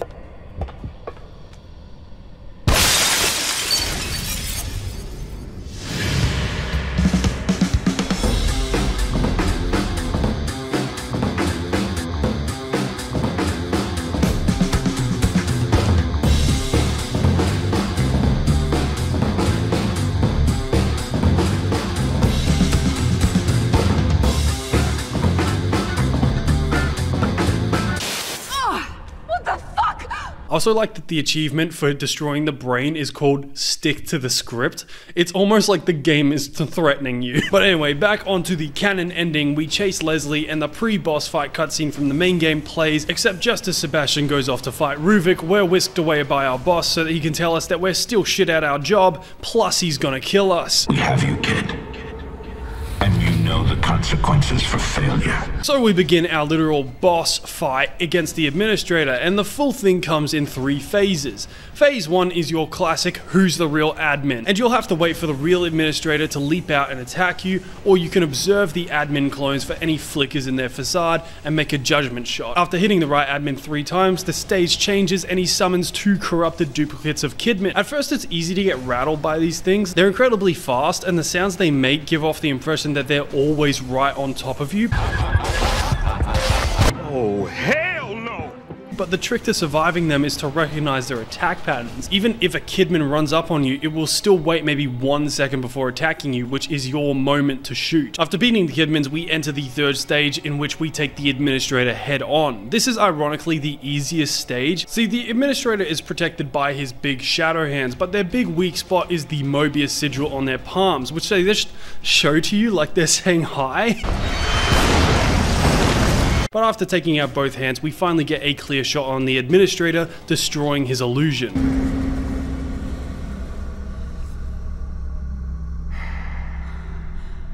Picking up a gun, Kidman stumbles towards the administrator. You think you've won, but have you? You don't know anything. I am with you. I will always be with you now. You don't know me. I'm stronger than you think.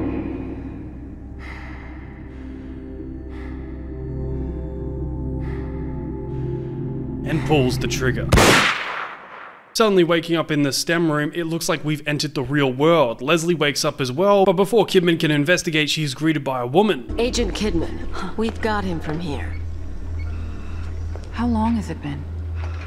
37 minutes since the first pulse. How did we get here? What are you talking about? Just give me a minute. I need to get my head straight. Myra, we need you back here. All right, but we've got word he wants a debriefing as soon as you get back. Myra? Yep, that's right. Myra, as in Myra Castellanos, as in Sebastian's missing wife. Suddenly remembering Sebastian, the DLC ends as Kidman walks over to his STEM pod and wakes him up. A lot of your questions just got answered, right? Yeah, but so many more questions, right? Didn't we kill our boss? Did Ruvik escape? Is Ruvik in Leslie's body? What is Myra doing in Mobius? Well, to start, Kidman's mission was more a test of her loyalty. The infusion she was given at the beginning was an experimental method of control Mobius was going to use on their agents. Pretty much while in STEM, agents would always have their boss looking over their shoulder, controlling them with fear. The fact that Kidman made it out of STEM makes Mobius think that she obeyed everything the fake administrator said to a T, when in reality, she actually beat the damn thing. So we didn't actually kill the administrator, but something did change. Kidman broke free from Mobius's control, and now she can operate against them from within. Now, if Ruvik escaped or not is a little ambiguous. It's shown in the main game and the 2 DLCs that Ruvik wants to and can control Leslie. Plus, in the next DLC I'm going to cover, it's outright stated that Ruvik left STEM via Leslie's body. So I don't think it's a debate. Ruvik wiped Leslie's identity, then inhabited the blank slate just like he wanted. What's less clear is whether Mobius has him or if he escaped like Sebastian saw. Well, in my opinion, and spoilers for Evil Within 2, but the dude's not in that game, and that game is all about Mobius. So my theory is that Mobius either let him go or he just escaped, and that's what Sebastian saw at the end of the game, or it's just a hallucination. Either way, I think that Ruvik is out and about. I think he's out in the world right now in Leslie's body. So for the final verdict on the Evil Within 1.5, I'd say mixed. The 2 DLCs have some absolute brain dead gameplay. Like every time I'd get to a stealth section, I just roll my eyes because all I wanted to do was just continue the story. Like it just feels like the gameplay gets in the way of the plot sometimes. Speaking of which, the story is what saves the score for me here. The DLC answers so many questions that were posed in the main game, and it reveals all this stuff without ever feeling forced or cheap. The expansion of the world that the Evil Within takes place in, with organizations like Mobius being introduced, makes for some exciting stuff, and they also introduce one of the coolest characters in the series, the Administrator. So yeah, the DLC has some horrible gameplay, but it answers a lot of questions and provides a very compelling plot without doing away with too much of the mystery. So 5 Josephs out of 10. Joseph.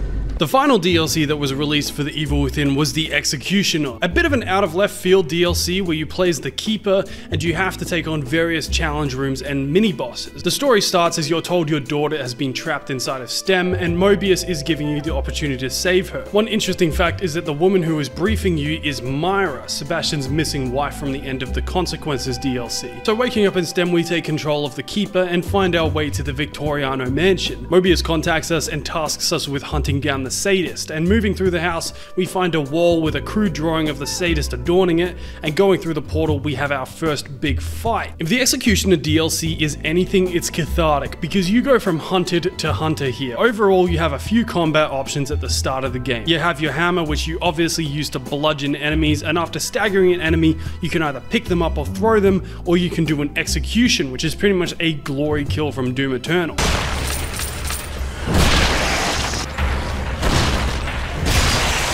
Oh, come on! You gotta admit this is cool! Killing enemies will award you with safe coins, which you can use in the Keeper's shop to buy upgrades and weapons for the Keeper. The first other starting ability you have is to lay down barbed wire trip mines, which do exactly what they do in the main game, and just immobilize enemies until you can introduce them to your hammer. So this DLC does feel a little bit like an afterthought, kind of like a tech demo, developers having fun in the office, but it is still a good time, even though it's only 1 hour. But let's quickly talk about what the full experience is made up of, which is the boss fights. All up in your initial run, there are 6 bosses: the Sadist, Zen, Corrupted Joseph, the Sadist but he's got a rocket launcher, the Amalgam Alpha, and the Dark Keeper. The Sadist, Zen, and Amalgam Alpha all go in D tier for how hard they are to fight. The Sadist only has attacks from the base game, and apart from being able to block your attacks, he is just a meat pinata for you to slap around.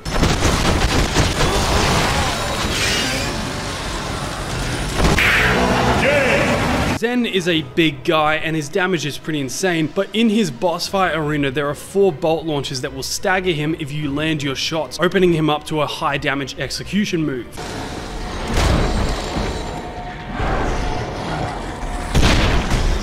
Finally, the Amalgam Alpha is just too slow to put up with a real fight. You can easily run circles around him and just hit him with your hammer until he goes down. Corrupted Joseph definitely goes in B tier because fighting him is always fun and he's a well-rounded boss. Joseph packs firebombs, an axe, and his sidearm, all of which he uses in pretty unpredictable orders. What makes him a step below A tier as a boss is how easy he is to stagger. If you get Joseph in a corner, it's pretty much good night for him.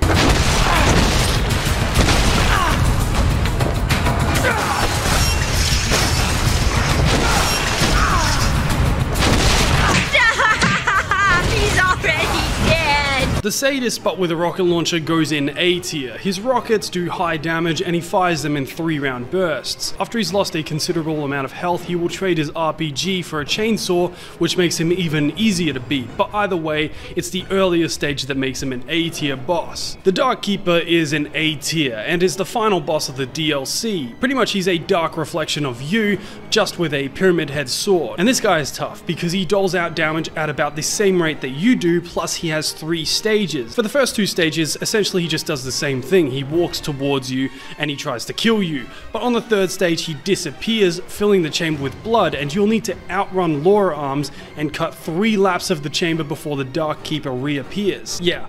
I know, it sounds like you're doing a Call of Duty Zombies Easter egg. Most bosses you kill in the Executioner gives you access to a new weapon to buy in the safe shop. The Sadist gives you a chainsaw, Joseph gives you Molotovs, the RPG Sadist gives you an RPG, and the Dark Keeper gives you a sword. Each of these weapons are alright, but they are nowhere near as balanced as the main game. The chainsaw is essentially a free kill on normal Haunted, and that goes the same for Molotovs. The RPG is more overpowered than anything, allowing you to skip all the dodging and timing of running at someone with a hammer, in exchange for blowing the fuck out of them from the other side of the map. The Dark Keeper's sword is just kind of alright. It's got high damage and a fast swing rate, but really boiling down to its core, it's just a chainsaw that insta-kills quicker. But really, weapons and balancing aren't exactly the point of this DLC. The idea is for you to become the most lethal Keeper you can be, and this is encouraged with the New Game Plus. For a second playthrough, players will have access to all their weapons from the get-go. Joseph starts speaking Japanese for some reason.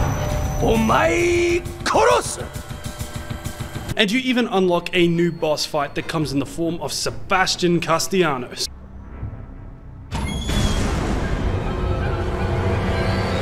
I love how the music abruptly starts as soon as Sebastian enters the room, like the game's saying, you might be playing the protagonist of this DLC, but the main character just entered the building. Sebastian is definitely the most dangerous of all the bosses, and that's because of the kit he's running with. If the Sadist is a close range boss and the RPG Sadist is a long range boss, then Sebastian is a jack of all trades boss, master of all of them. In the close range department, Sebastian has obviously upgraded his punch all the way because he literally knocks the Keeper off his feet if he's hit with it, allowing Sebi some time to figure out what he wants to do next.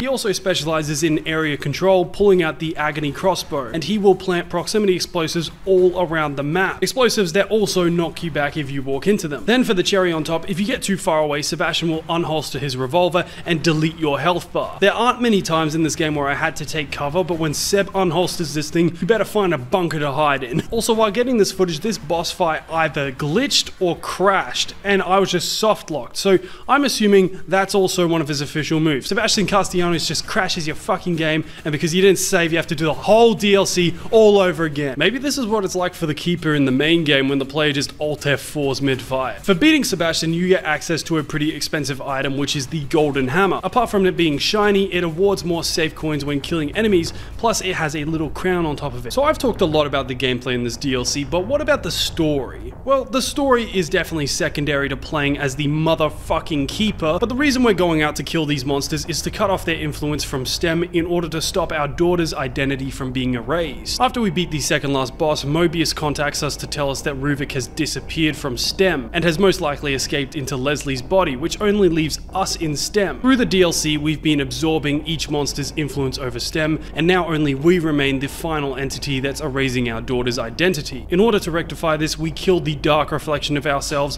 which also kills us at the same time, and the DLC ends with our daughter waking up from STEM at the cost of her father's life. Also, it's not a bittersweet ending, it's just a bitter ending, because we learn that Mobius intends to hold on to the Keeper's daughter for further STEM testing, so yeah.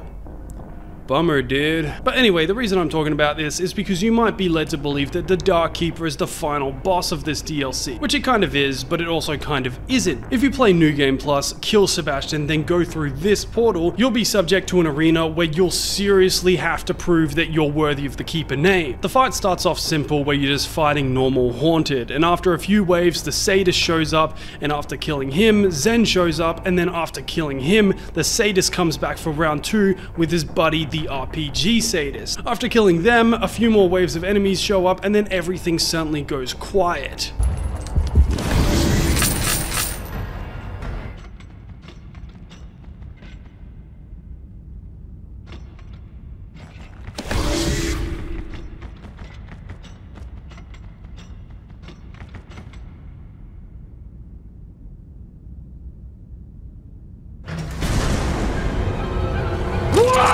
The boys are back in town and it's Keeper hunting season. As I talked about before, Joseph is pretty harmless in his solo boss fight, but pairing him with Sebastian makes for the hardest boss fight in this DLC. Sebastian will constantly plant explosive bolts everywhere, while Joseph will sprint around, with him being much quicker on the draw with his pistol. So if you're going to evade him, you might have to run into areas where Sebastian has either mined it up or he's just going to shoot you with his revolver. Any strategy you can think of has its downside. The pair strategically push up on you, with Sebastian making a loop around completely impossible due to his massive wall of explosives he built. I died so many times to these two so much that I started to think maybe it's not even that important to record this bit for this video. But then I remembered that I wanted to make the most comprehensive Evil Within video on YouTube, and that includes you seeing these two fuckers die. So after a few deaths, I used the money I had from playing the round so many times to fully upgrade my Keeper, and I devised the ultimate plan. Sure, Seb and Joseph could protect themselves from my hammer, but could they protect themselves from 5 Molotovs and 10 rockets? Well, I tried the strategy. The second the two walked out of the elevator, I set the entire surrounding area on fire and began my bombing run. But as it turns out, Joseph and Sebastian are such units that at a certain point they just decide they've had enough of being stunned and just sprint out of there. Look, I'm making this all sound really dramatic, but the point is that even by himself, Sebi is a force to be reckoned with. And I died a couple more times than I'd like to admit before I was able to cancel Sebastian's life subscription.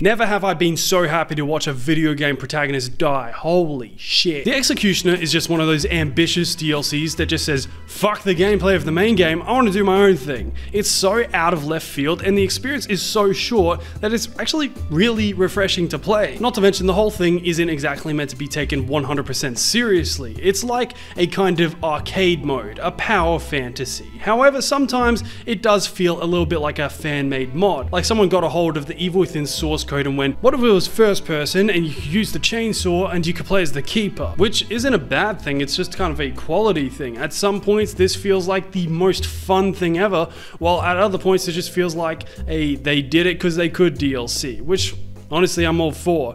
I'm gonna give this 8 Josephs out of 10. So that's The Evil Within. When this game came out, it was frame locked to 30 FPS and its aspect ratio was locked to this. It was crap and it was all in the service of being more cinematic. The technical issues overshadowed an already inaccessible game to the general audiences, and The Evil Within kind of crumbled under its own ambition of becoming the new face of survival horror. And not to mention, The Evil Within 1 is all set up for The Evil Within 2. It's really strange, but we'll get down to all that near the end of the video. Because the reason I'm not splitting this up and making one video for each game, each DLC, is because I want to look at the series as a whole and the full story it tells. So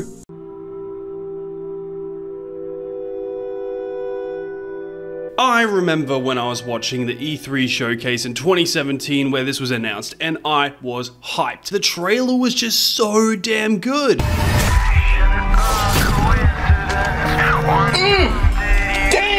That shit good! The game takes place 3 years after the first one, and we once again step into the shoes of Sebastian, who's become obsessed with finding the truth of what happened at Beacon with no luck. But when Mobius approaches Sebastian with an opportunity to get something back that he's lost, Sebastian re-enters STEM to put an end to the nightmare. The game improves many aspects of the first in terms of gameplay and story cohesion, while also losing some of what made the original good, like character dialogue and atmosphere. The game is extremely tonally different from the first. With this game, it definitely slips into that usual vibe that J survival horror games give off, with that sometimes being a bad thing, while other times it's a really good thing. The game starts in 2012, 2 years before the first game. A house burns, and as the camera zooms out, Sebastian runs into view. We've just stepped into the worst day of our protagonist's life. No, this is not happening. Approaching the house, we find a way inside, and making our way up to Sebastian's daughter's room, Lily, we go inside finding no one. Suddenly, Lily appears behind us and begins blaming Sebastian for not saving her. She hugs her dad, setting him on fire, and screaming, Sebastian wakes up with a start that is so intense they had to get 3 takes of it. With Sebastian's vision clearing up, he suddenly sees Kidman sitting across the table from him. Sebastian's pretty angry that he's been looking for Mobius with no luck for 3 years, with Kidman only just now showing up. Kidman explains that Mobius needs his help and gives him a partially burned family photo of Sebastian before the fire. Understandably, Sebastian doesn't believe her, and we get a fantastic taste of the just impeccable character dialogue coming up. Lily is dead! I read the police report! I was at her funeral! We can rewrite history if we want to.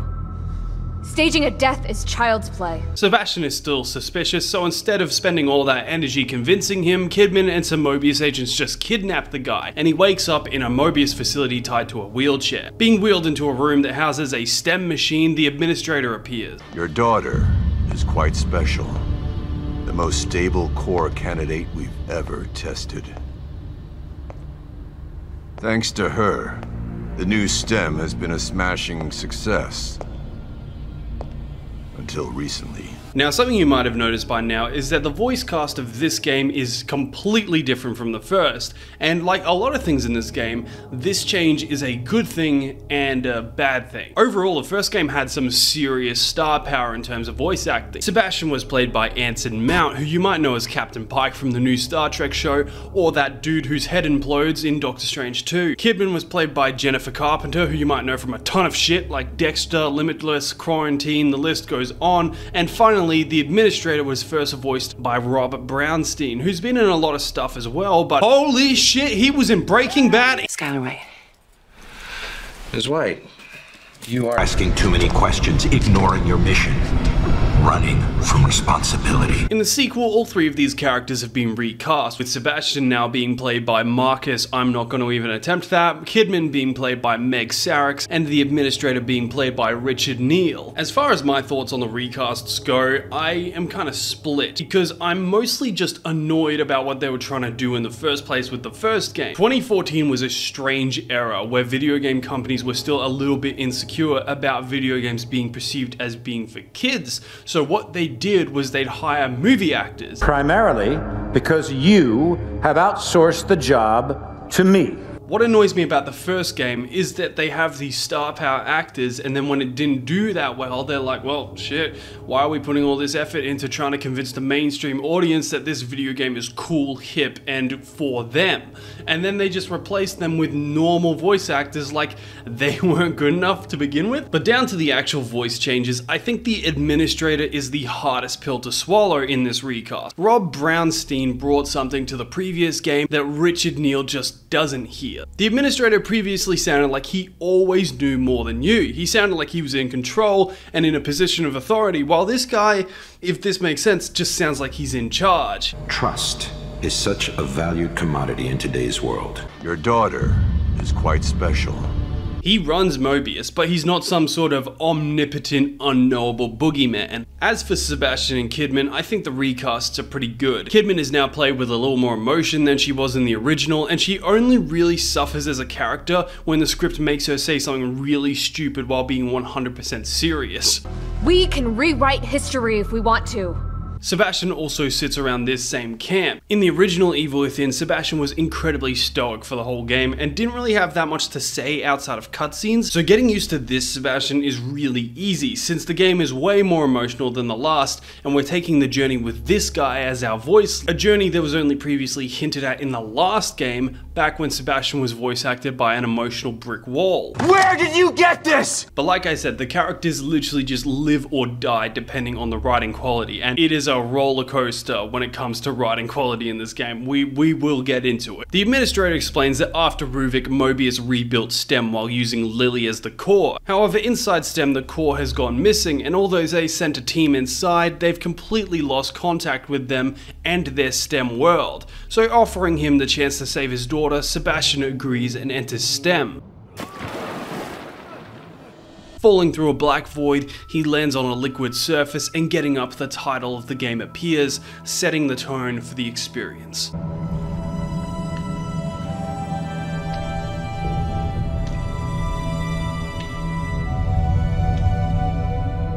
Moving through the void, Sebastian's memories play in the distance. A burning house, a mental hospital, a desk with a communicator appears up ahead, and picking it up, the room materializes around us. Turns out it's Kidman calling, and she tells us that Sebastian has entered his room, a kind of safe space that's made up of his memories. She then directs us to our info board where the files of the missing Mobius team members are pinned, and we're tasked with finding them. So beginning the search, we head through a mirror and end up somewhere. Is this the right place? No. Going into a nearby room, Sebastian discovers one of the Mobius team members, and it's almost like his moment of death has been preserved in a time loop. The team leader. One bullet. Straight through the head. Moving further through the building, we enter another room where we seem to witness the killer at work. Sneaking past him, Sebastian makes his way through what seems to be a massive art gallery, and entering a dark room, we come face to face with the killer himself. Continuing forward, Sebastian finds a photo the killer took of him, and being distracted by something in the mirror behind him, we're introduced to our first enemy in the game.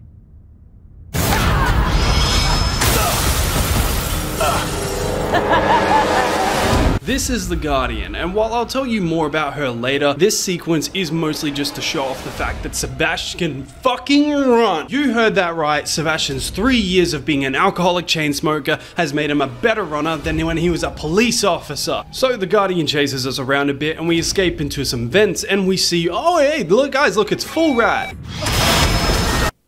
So exiting the vents, the Guardian smashes through a wall and continues its pursuit. As we run away, the killer from before shows up and throws one of his knives at us. Being hurt, the Guardian uses the chance to grab Sebastian, and doing a quick time event, we're able to use the knife to free ourselves and stumble to safety of the light, which takes us to some house. Remember guys, there's only 3 things that are guaranteed in life: death, taxes, and an Evil Within game teleporting you to seemingly unrelated, random, and very unimportant, unremarkable locations. Alright, what the fuck is going on here? Getting up, Sebastian finds a gun, and heading outside, after a bit of running, we close in on a house, and seeing a woman run inside, we follow her. And upon seeing what her home life is like, it's suddenly becoming clear that things are not okay in STEM. What the?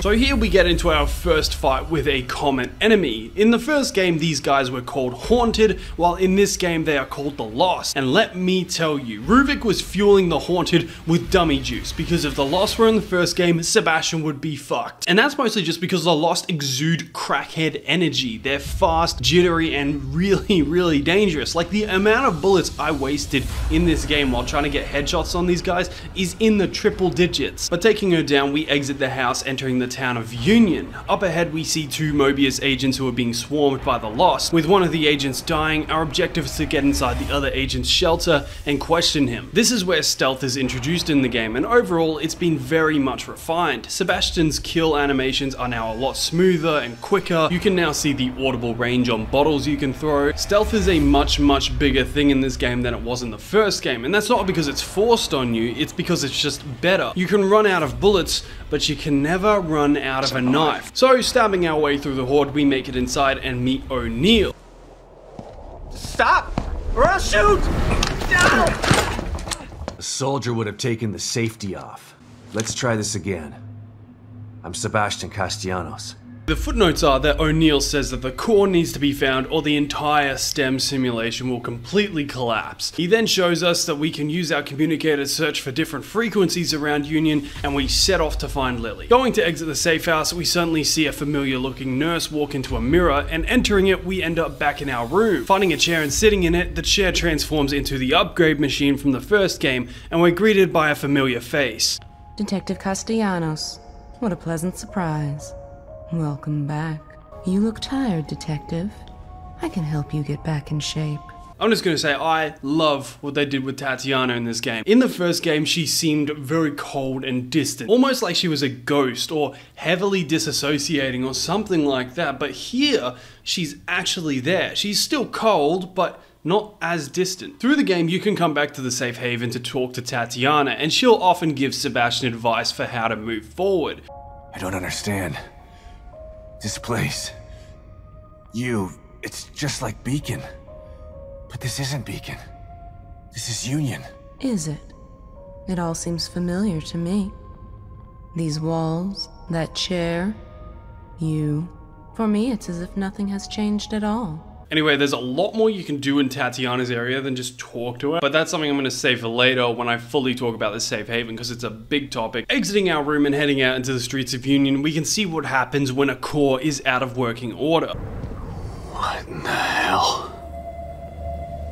If it keeps breaking apart like this, there won't be any Union to search. So from this point on, the real gameplay of The Evil Within 2 starts, and whoever decided to make this game semi-open world, give them a bloody raise, because this is what the series needed. Pretty much the town of Union is explorable in chunks. Through the game, you hop from island chunk to island chunk as your objectives require, and on each of these chunks there is more than just the main story to follow up. There's side missions, secret weapons to find, and combined with the new gameplay, you actually get that Grand Theft Auto itch to just fuck around in the open world. There's also benefits for exploring the open area thoroughly. Using your communicator, you can track down dead Mobius agents and loot their bodies. Often you'll just get a couple of bullets, but sometimes you'll get pouches which allowed you to hold more items like pistol bullets or syringes. The open world has also been very meticulously designed to feel alive. Like, sure, everyone is dead, but there is still stuff happening all over town. This preacher guy turning into a Lost and attacking us.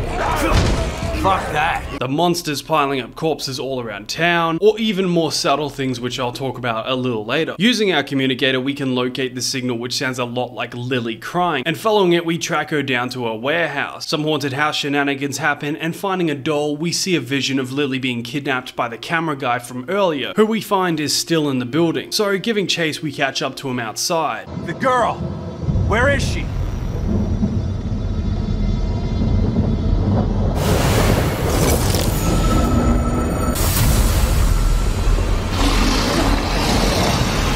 Defeating the waves of enemies, the area becomes a lot more dangerous with more Lost being created, and I think this would be a great time to go through the list of enemies that we go up against for a bulk of the game. Starting off, the most common enemy you'll go up against is the Lost. These guys replace the Haunted from the first game, and they're just your everyday residents of Union. In terms of lore, these guys are what the Haunted would have become if Ruvik didn't corrupt them in the first game. If I've got one criticism about these guys, I'll just say they make some goofy noises.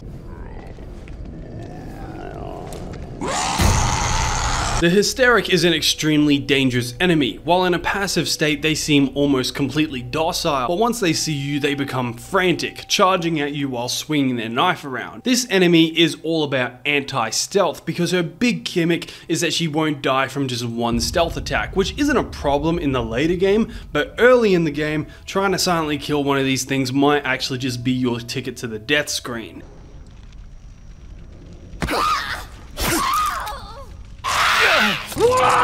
The Spawn is a two-headed dog-like creature which will ambush Sebastian when he's least expecting it. You can't stealth kill it, and if you want my advice, if you can, just outrun this thing, because it's not worth the fucking bullets, man.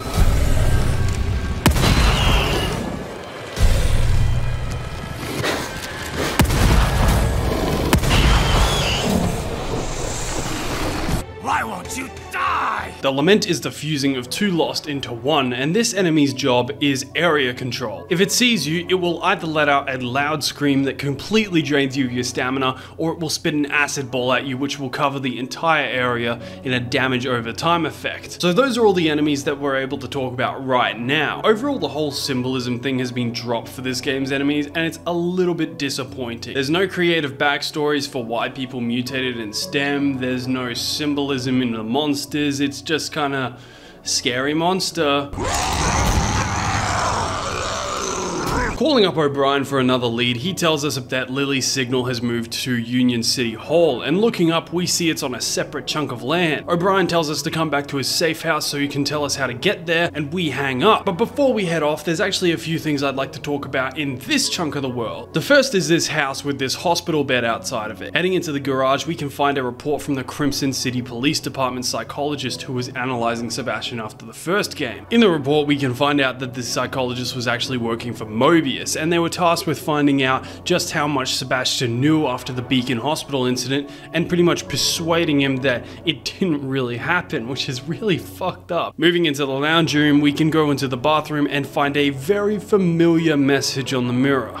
You cannot keep me here. You cannot keep me here. Suddenly we're in Beacon Mental Hospital again, and we, no joke, enter the main menu screen for the Evil Within 1.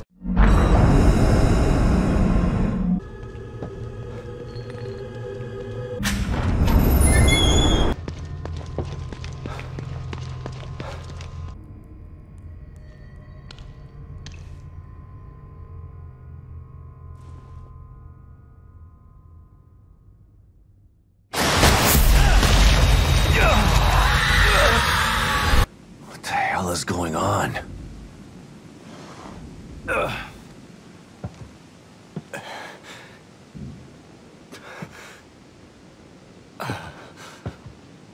In modern gaming, if a previous entry doesn't do well, but it's sold well enough to warrant a sequel, usually they softly brush aside the game. Like, yes, it happened, but don't worry about it. Something great about The Evil Within 2 is how it celebrates the original and holds up what it did proudly. And this is seen no more than in the main big side quest line in the game, which I'll call the Trauma Encounters. And our first encounter begins upon entering 336 Cider Avenue.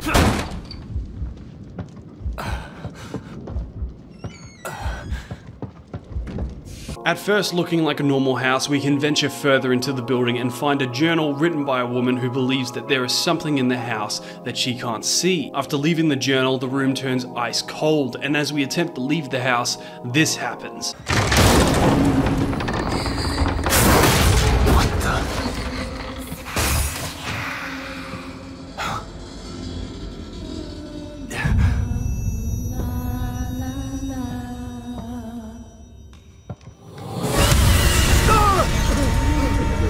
I shot my pants. Making a break for it, Sebastian ends up in Beacon Mental Hospital again, and after sneaking around the ghost for a bit, we manage to escape. That's it? No, it's not it, actually, because this is the first encounter in a long line of encounters in the game, and it's an encounter that actually considerably changes the gameplay in the open world going forwards. The ghost will randomly show up all over the open world and try to kill you, and in this horror game that's not really scary, it's surprisingly dread-inducing when the color palette of the world just suddenly goes cold.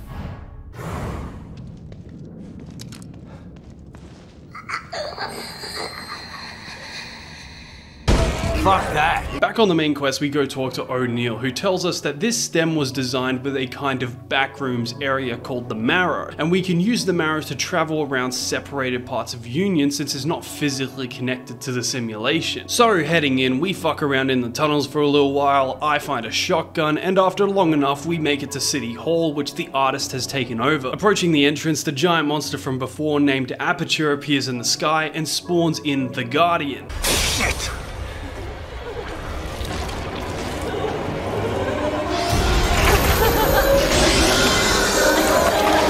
Now usually this is the part where I give a rundown of the boss and its abilities, like in the first game how the Keeper had his traps or how the Quell could go invisible, but that doesn't really apply here because the Guardian's moveset pretty much consists of run at Sebastian and try to hit him. And that's it. The whole boss fight is just you trying to get enough distance between you and her so that you can aim some shots. And the funny thing is you don't even have to sprint away from her most of the time since Sebastian's combat jog is still pretty swift. Really, the strategy is to wait for her to get close enough to you, listen out for the then do a quick burst of sprint to dodge her saw blade. It's easy. In fact, this boss fight warrants a rundown so little that I'm just gonna let 2 weeks ago B4 Brandos take it away. Oh, what, you want a strategy for completing this boss fight? Shoot him. There you go. Yeah, that seems comprehensive. So yeah, long story short, the Guardian gets her ass beat. And afterwards, we head inside City Hall to find a dying Mobius team member. With what life he's got left in him, he tells us that we need to turn on something called the Reality Field Stabilizer, and then kicks the bucket. So, reaching the Reality Field Stabilizer, Sebastian turns it on, and just as the 90-second countdown begins, we're ambushed by the artist once again.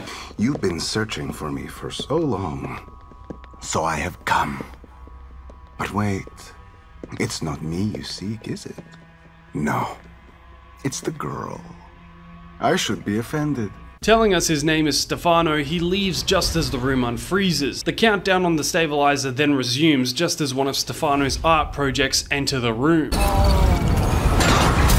my beautiful Obscura.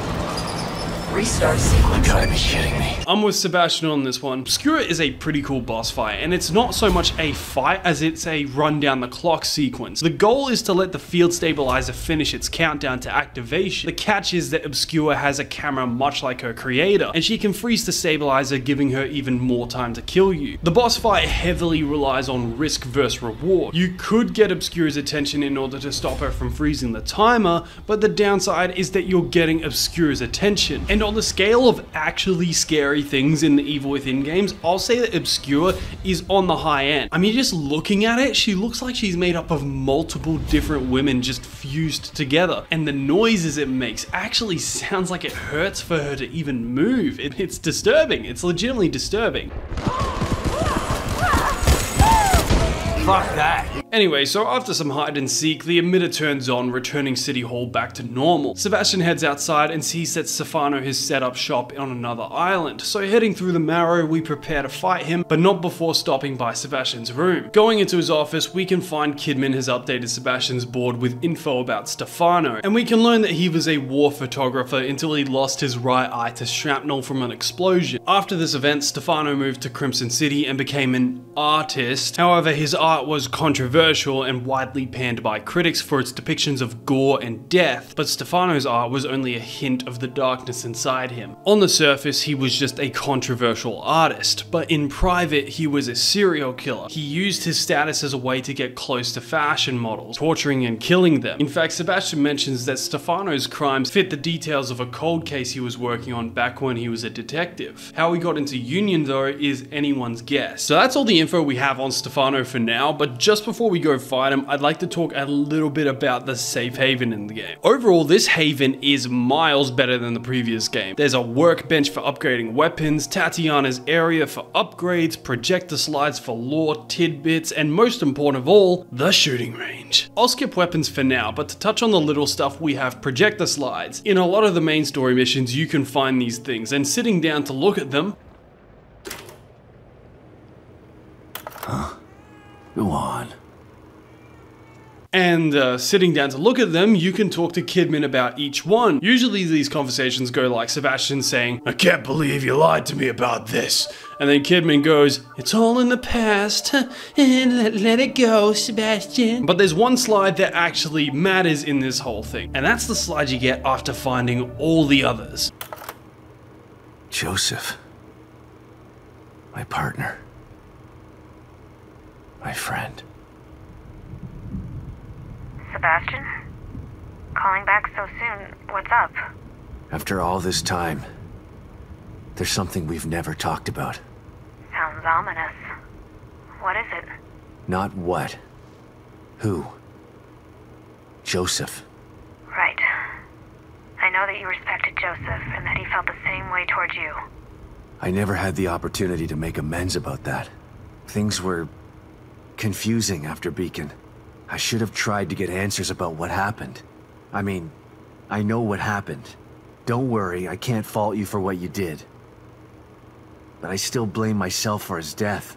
You don't have to do that, Sebastian. Why not? You'd prefer that I blame you? You're the one who actually killed him. No, I didn't. I saw you shoot him, Kidman. I know you did, but... But what? Joseph isn't dead. What? Are you... No. It can't. What happened to him? Where is he? That's a long story, and a conversation for another time, when we're both safe. Just know that you don't have to blame yourself for his death anymore. I've got to go, Sebastian. Let's finish this and we can talk later. Yeah. You bet we're gonna talk later. Yep, Joseph, the main man, the top G, is still alive. I completely retract any jokes I made about this guy blocking bullets with this body, because it turns out he eats that shit for breakfast. So yeah, that is a crazy reveal that I'm really glad they included in this, and I'll talk about it a little bit later when I talk about the Evil Within 3. But really, Joseph being alive was not the best kept secret in this game series. I've just kind of withheld that information from you. For example, near the end of the Evil Within 1.5, when you're in the STEM room, if you walk over to Joseph's tub, you can actually hear his heartbeat, which isn't something that's present for characters that have died in STEM already, like Jimenez.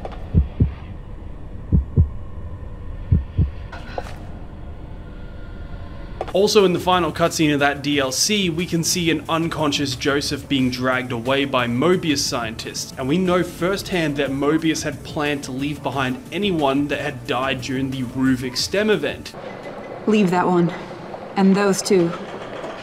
They're not going anywhere.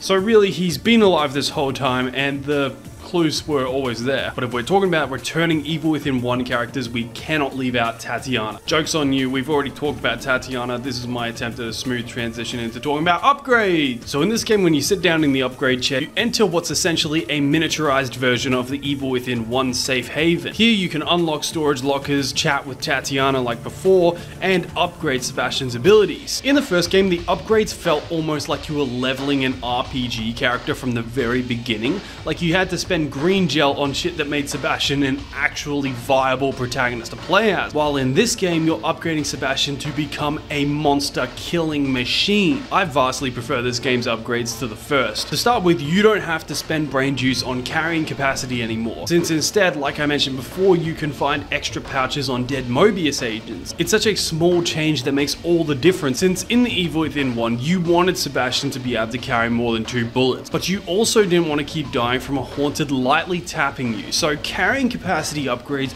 were always going to suffer. Other upgrades include being able to dodge attacks, getting out of a grab if you have a bottle in your inventory, pretty much getting infinite stamina, regenerating health, bullet time.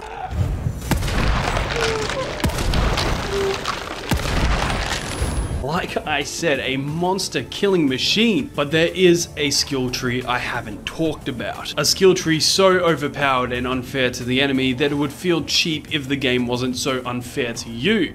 and that skill tree is stealth. In the Evil Within 1, stealth was almost a non-concept. If an enemy had his back turned to you, easy. Crouch, walk up behind him, lobotomy. It was pretty much a free kill and never really evolved into whole sequences of full-on Batman Arkham stealth. But in the Evil Within 2, Sebastian would give Sam Fisher a run for his money. So looking at the skill tree, if you want to win the game, all you have to do is upgrade this specific tree up to the max. Bottle Break, as mentioned before, will automatically stagger an enemy if they tackle you while you've got a supply of bottles in your inventory. And the fact that bottles are so easy to find pretty much means you've got a nice little insurance policy at all times that you won't be grabbed. 5 of the other upgrades are related to your movement. Low profile 1, 2, and 3 all reduce the sounds your footsteps make until you can sprint up behind an enemy and stealth kill them before they can even react. Prowler 1 and 2 increase Sebastian's crouch speed, and then Predator allows him to stealth kill enemies from further away. But there is one upgrade that ties all this together. One upgrade that makes Sebastian the most dangerous man in any room that has a doorway,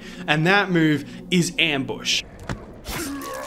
What Ambush does is allow Sebastian to corner kill enemies regardless of their alert state. So if you're spotted, don't worry about wasting bullets, just sprint around any piece of world geometry, get in cover, and wait for your free kill to arrive. It's an absolutely ridiculous move with how easily normal Lost are to deal with after you acquire it. And if you aren't sold just yet, just take a look at this clip from when I was ambushed by the Lost in the Marrow and I didn't want to waste any bullets. Please wait while system completes.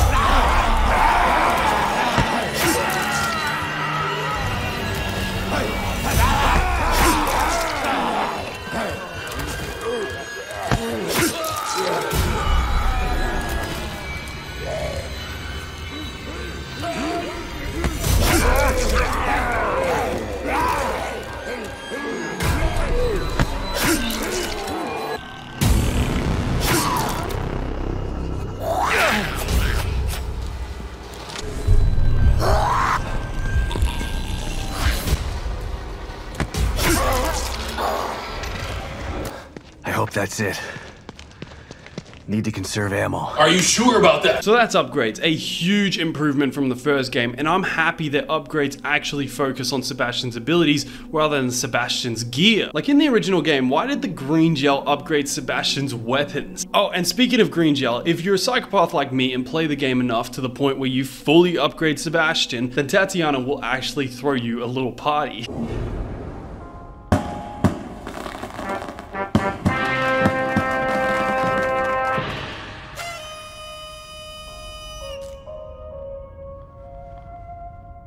Congratulations. You're as good as you're going to get. Now you can stop gathering up all that green gel.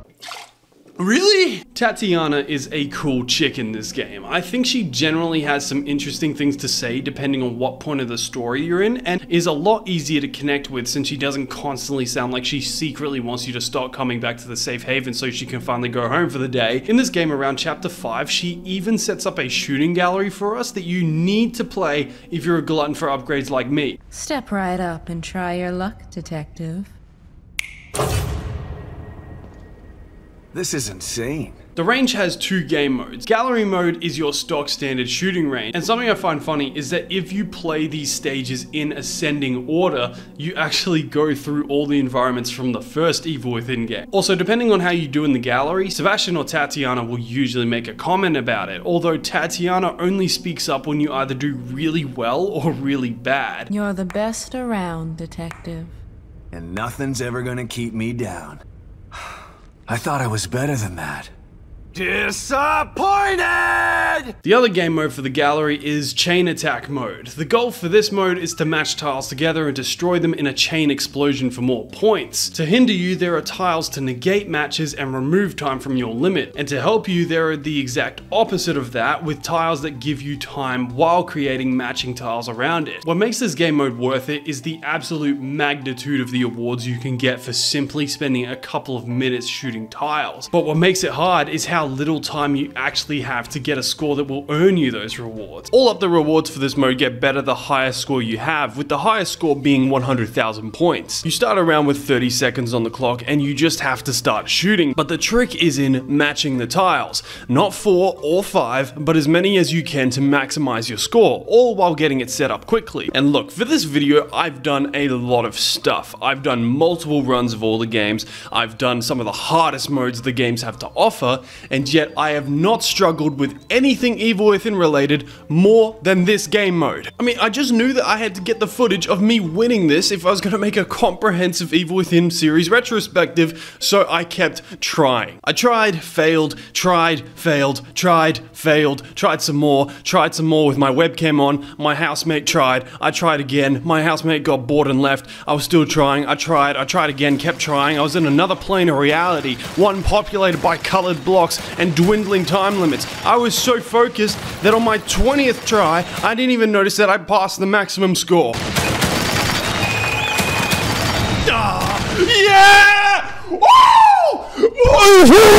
Anyway, that's the safe haven, a great little hub area to just chill out in while you're not too interested in finding your daughter. Now, what was I talking about 4 pages ago? The Marrow! So we journey through the Marrow to go fight Stefano and step in a pile of, What the hell is this stuff? Let's call it yogurt, or milk. It's a milky, thick substance. Continuing forwards, we enter a room where we meet a yogurt monster, and sneaking past it, we try to leave, but the yogurt monster has other plans.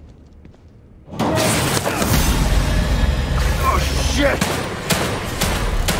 So escaping the area, we find a safe room where we meet another Mobius agent, the team psychologist Yukiko Hoffman. Initially distrustful, we eventually convince her that we're not a threat, and she tells us that Lily thinks we've been dead for years. Apart from that, she gives us some tips on how to mess with Stefano, like destroying his art, and we head out into the second open area of the game. So as most players would, if we instantly head to the theater where Stefano is, we find our way blocked by 2 paintings on display. Sebastian picks up a signal from both of them and decides he'll go destroy them as Hoffman suggests. This now forces the player to explore a bit of the town, and I honestly think that I like this area a lot more than the first for whatever reason. I think it might be because of the random encounters, they're just overall a little more interesting. One of them, for example, is here, where you can find a Bioshock ghost of a Mobius operative talking to himself about burning all the nearby body parts to stop something from coming back. He's then murdered by whatever this thing was, and as the memory ends, this happens. Shit! There's also a locked building on the island, and if you find the key and head inside, you can find an upgraded shotgun. But as you go to leave, the world suddenly goes cold. The sound of Anima echoes nearby, and she enters the building, advancing on your hiding spot. Just as you think you've got no choice but to fight,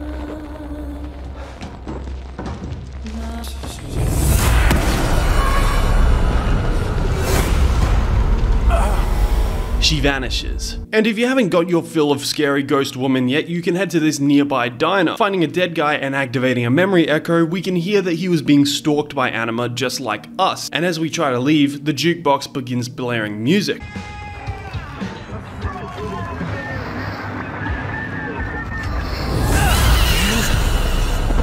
I shot my pants. Running away from Anima, we enter Beacon again, and after some more sneaking and another jump scare, it's me from back then.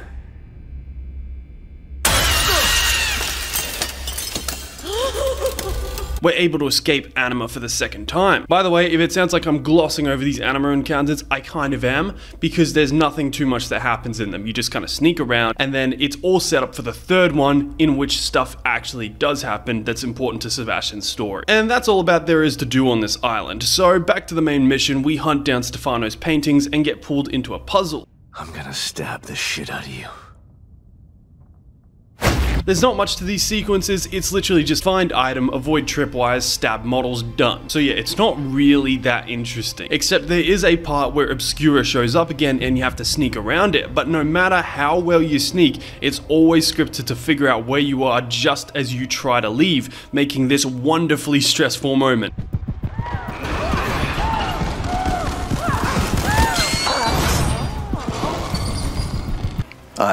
With the paintings destroyed, our way to the theater is unlocked, and upon entering, we confront Stefano, who blows up a bunch of people's heads for some reason. Oh yeah, I forgot. art. Stefano then mentions that he's working for someone, but now that he has Lily's powers, he's going to go behind his boss's back. They also do that really annoying thing where the villain hints at the boss and has no reason to not tell Sebastian who it is, but he just does. He's not even playing coy with it, he's just being vague for no reason. I took her on his orders. He? Who is he? It doesn't matter.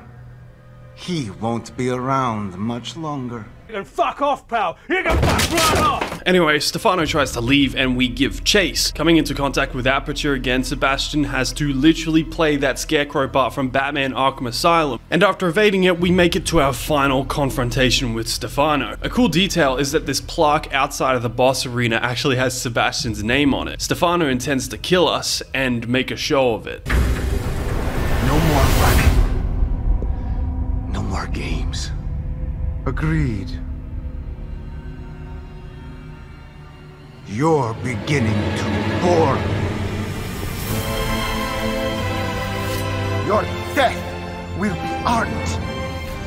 It's time to put a signature on it. If the Evil Within 2 excels at one thing, it's the boss fights, because Stefano's fight is great. To get in close, Stefano will teleport towards you until he's close enough for a swing, and if he's feeling impatient, he'll just rush you. For long range, he has grenades which he can freeze mid-explosion, throwing knives, and his camera that slows Seb's movements. The big thing for Stefano's fight is patience. His moves are done in a way where you'll only be able to damage him once he's committed to the animation, and it's great because it keeps you on your toes, wondering what move he'll pull out next. But it's also balanced, since all of his moves have a sound cue. If he's rushing you, he'll scream, "Philistine!" If he's going to throw a knife at you, you'll hear a swishing noise. If he intends to teleport up to you and stab you, you'll hear a teleporting noise. After doing enough damage to him, Stefano will move on to his second phase, where Aperture shows up again. In terms of ramping up the difficulty, this phase 2 is pretty weak. Aperture will slam its tentacles onto the ground in a super telegraphed move, and the only changes to Stefano are that his moves are much quicker than before, so we make easy work of him.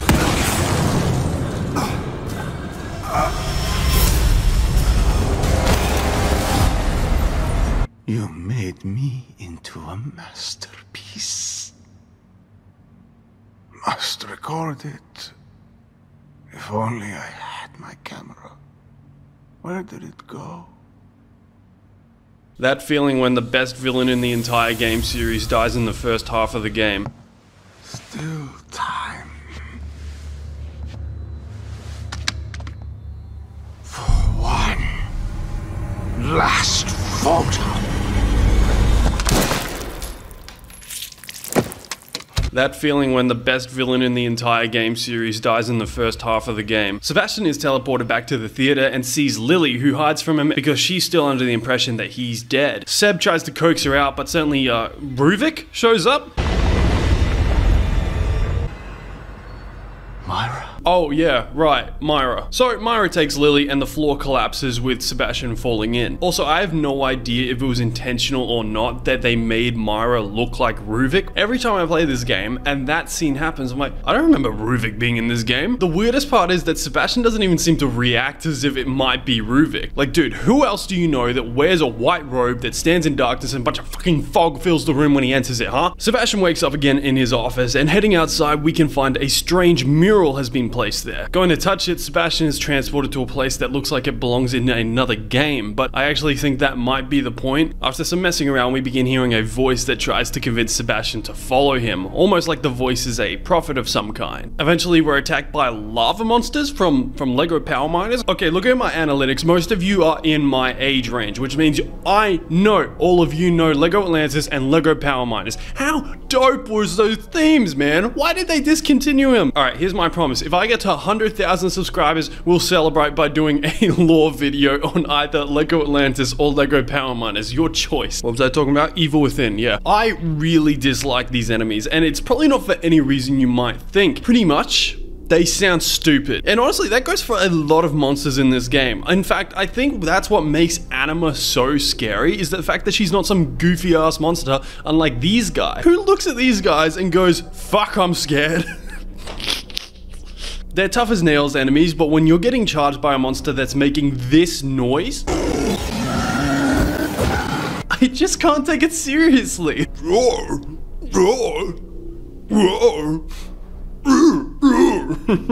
Anyway, so after fucking around in the water temple for a solid minute, we enter a giant pit where we meet the man that's been talking to us this whole time. Sebastian Castellanos, you've finally come. The man introduces himself as Father Theodore and says he will help us get Lily from Myra if we join his cult. Seb tells him to fuck off, and in return Father Theodore says the same thing in 50 words or more, as well as hitting him with a blood tsunami. Waking up, Sebastian meets a person the game calls Woman, and working with her we have to fight off waves of Lost. After the forces are exhausted, Woman introduces herself as Esmeralda Torres, and we set off into the woods towards her safe house. On the way, Torres explains that she's a part of a group within Mobius that's attempting to destroy it from within. The group is made up of Kidman, Myra, Father Theodore, or his real name Theodore Wallace, and herself. The plan was that Myra and Theodore would extract Lily as the core while Myra took down Mobius from within, whatever that means. So that's the reason why the core is missing, but that doesn't really explain why Father Theodore is a cult leader now, but we'll get to it. Also, during this part, the game just suddenly pulls out the Sebastian is old card for whatever reason. It's really weird. Like, Seb is 40 in the Evil Within 2, and during the whole thing, he's just kind of like,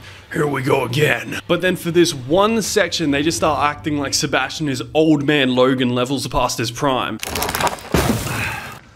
You need a break after that, old man? Come on. I'm not that old. Gonna have to duck. Don't blow your back out. This isn't the time, Torres. So, running around the forest for a bit, we're introduced to the Harbinger, which is a huge flamethrower dude, but he quickly pieces out and we're left to fight some more lava monsters. After that, we finally reach Torres' hideout, and after attempting to contact O'Neill and getting nothing, we decide to head back to his safe house and check on him. Torres tells us that she'll ready up some of her explosives in case we need them, and we head out, going through the marrow once again. Reaching Hoffman's hideout, we discover that O'Neill has contacted her, asking her to come into a restricted area of the marrow. So, following her echo, we enter a top secret Mobius research lab, and I'll just say this is where the game loses me a little bit right here. And that's only because of what we know about STEM. Union is some sort of experiment to see if a ton of humans could feasibly exist in STEM, and unlike Ruvik's STEM, Mobius actually seems to have a bit of a leash on this place with what? Code? I mean, that would make sense seeing as you have computers that take you to the marrow and all that technical stuff that goes into STEM as a machine, plus a lot of documents in the Mobius areas talk about designing STEM like there's some sort of 12-year-old that just discovered Hammer World Editor in Half-Life 2's files. It's just that the implication that this place can be designed using programming also implies that you can just make reality into anything you want, so what's the deal with research labs inside of STEM? Are you testing these guys for biological material? Because they're not real. I don't know, and honestly I don't really care, but this issue did bug me a little while I was playing through this series, because like I mentioned before, the entire it's not real thing kind of just cheapens the experience for me, since this secret lab doesn't really matter because it's not real, and why would anything of importance be placed in a fabricated secret lab? Anyway, like I said, it doesn't really matter, so getting back on track, to get out of this lab we have to get our hands on a Mobius implant chip, and all we really have to do to achieve this is find this dead Mobius agent and give him some brain surgery. After this we're free to leave the lab, but if you explore a little and power open this roller door, a secret area will open. Heading down this hallway we can find a massive pit, and reading a computer log we can hear that this is where Mobius was disposing of the lost. The writer of the log says he's been having hallucinations, and as we go to leave... Oh no, it's coming. I gotta get out of here. Just before we're able to escape, Anima shows up again and transports us to Beacon. This time Anima will telekinetically move objects around to block our path, but since she has the spatial awareness of a book reviewer on Adderall, it's actually pretty easy to evade her. Also, what's that noise?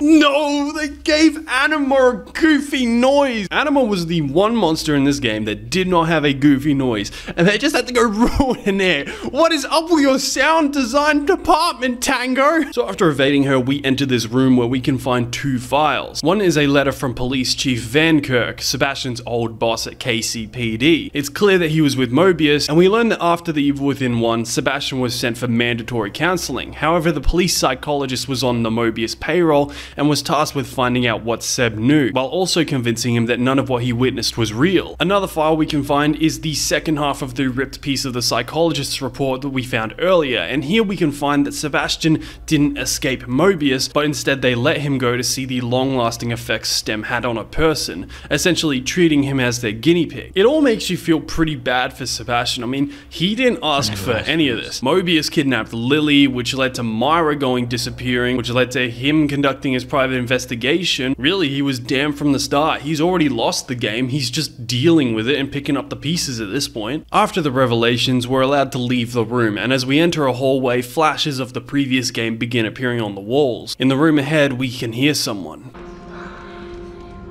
Trapped. Can't get out. It's Sebastian, or at least a final strand keeping Seb connected to STEM. It's this mental thread that caused him to still hear the high-pitched tone of the machine even after being released at the end of the first game. But Sebastian isn't satisfied continuing to live like this. For 3 years he's lived feeling like a piece of him was missing, like somehow he was still stuck in STEM. Deciding to sever the connection, Sebastian puts a gun to his past and pulls the trigger. What was that? It felt different than the others. More real. Like something changed. I feel good.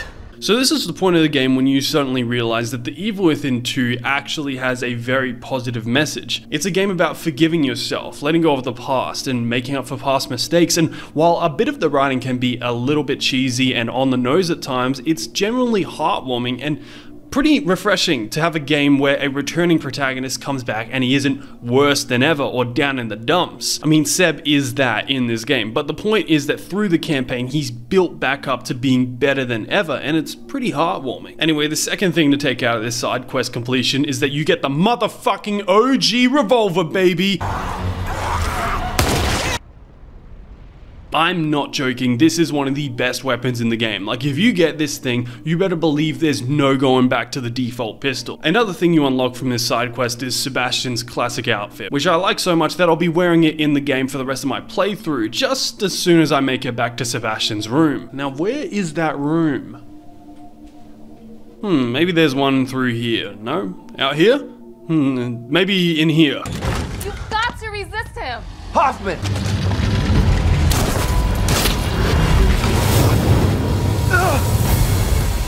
The Harbinger reveals himself to be O'Neill, who Father Theodore has corrupted, and after some comical overacting, the boss fight begins. For that you'll burn!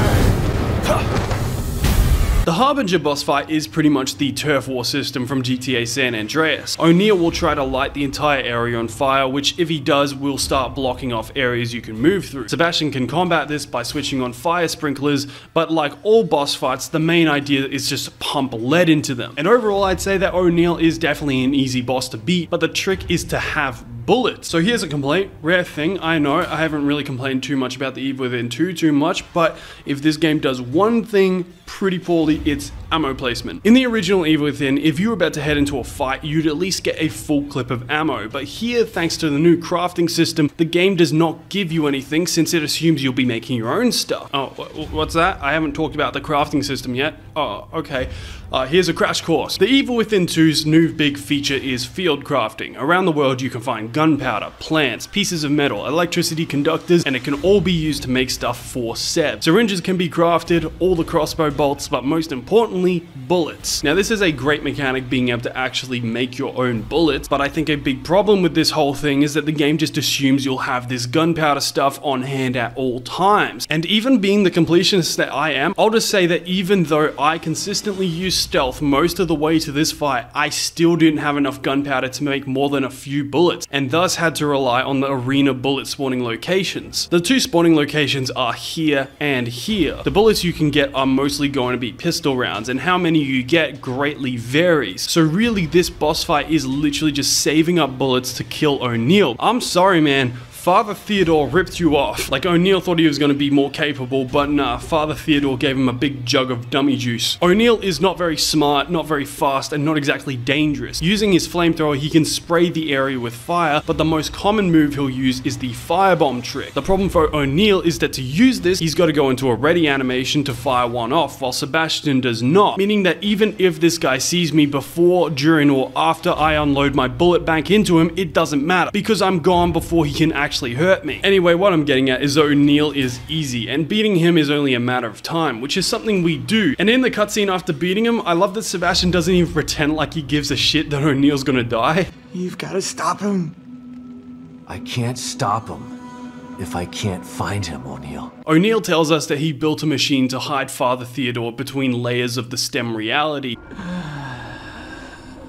Don't care, don't care, don't care, still don't care. Oh yeah, also if you loot O'Neill's body, you can get his flamethrower, but since it's broken, we can't use it just yet. So instead, we move into the next room where O'Neill's machine is, and we call up Torres to bring a bunch of explosives over. Once she arrives, she destroys the machine, and Theodore begins speaking to us again, except this time, he's really pissed off. Your rash decisions have always been your downfall. We're then teleported to an area where it looks like the devs just stopped caring, and after a little bit of stealth, we escape SCP-3001, entering Theodore's throne room. Here, we find an illusion of Lily, or more, a representation of Sebastian's guilt he still holds for failing to save her. Also, I'm making this all sound way more legit than it actually is, because this cutscene is goofy.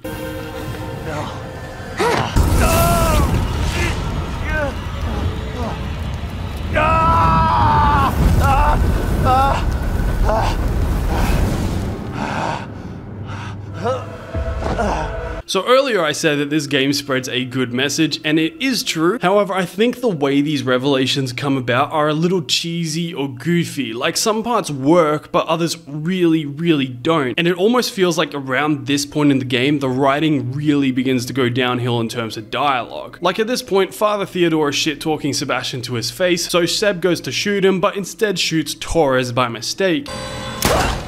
And instead of letting the shock of the moment settle in, the writers were in their idea room going like, we really gotta find a way to spice this up. What's gonna do that? Character dialogue. You shot me, Sebastian. Why? Also, if you think this is a hallucination of Torres, which would make the stilted ass dialogue make sense, it's not. It is the real Torres, since in the next cutscene, Sebastian drifts in and out of consciousness as Torres drags him through the marrow. We then see her get overwhelmed by the lost, and passing out, Sebastian wakes up in his old house. Going downstairs, we can find a letter that Myra left when she joined Mobius, and bringing up old memories, Sebastian begins to break down.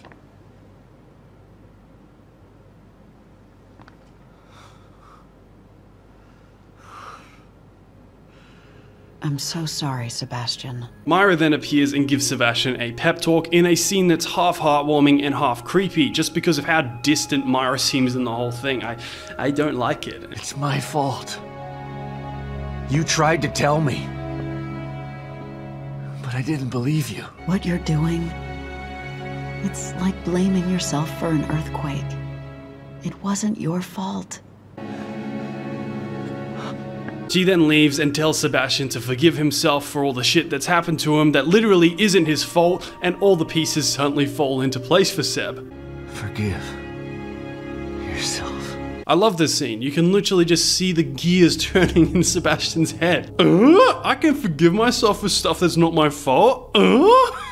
So, nice little character moment, right? Nice little bit of writing, right? Well, the writer thought so too, because he really said, fuck, what a great scene, let's do it again. And I'm not exaggerating, because waking up, we find Torres got us back to Hoffman's hideout before she died. Hoffman then tells us that it wasn't Seb's bullet that killed her, but instead all the lost that attacked her afterwards.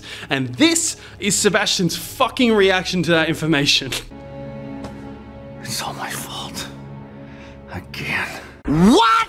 What are you talking about? Hoffman then pretty much says, nuh-uh. Don't let him do this to you. And then Sebastian realizes that she's completely right. Brother, did you not just come to the conclusion that bad stuff happening to you is not always your fault? Like 2 seconds ago. Did you literally not just say these words in a slightly altered order 2 seconds ago? Theodore uses my own guilt against me.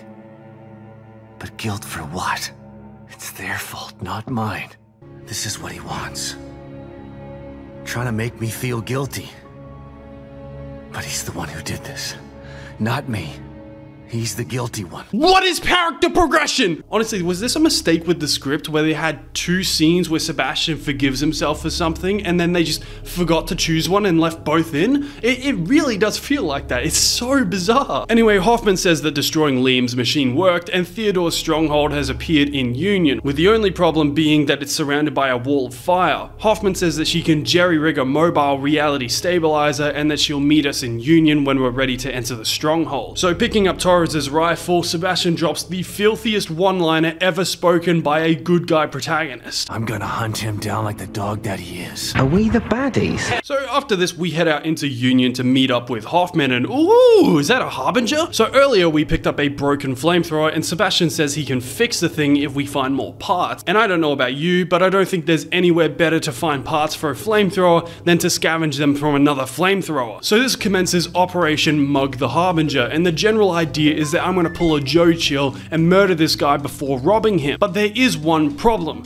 We've already fought one of these guys and it took me 15 minutes and about 5 million bullets to do it, so this is gonna have to be a stealthy endeavor. The way the Harbinger operates in this map is that he's just here to clean shit up for Father Theodore, so he's programmed to just spray fire all over the place whenever stuff's not happening. And the best part is that the path he takes is looped. So putting my stealth upgrades to work, I stuck up behind the TF2 Pyro and stabbed him.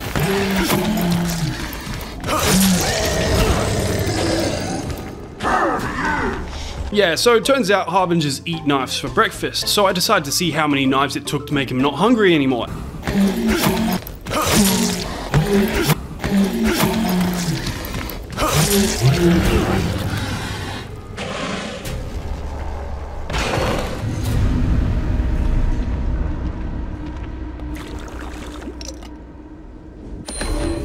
And I got one of the 2 pieces I need to fix the flamethrower.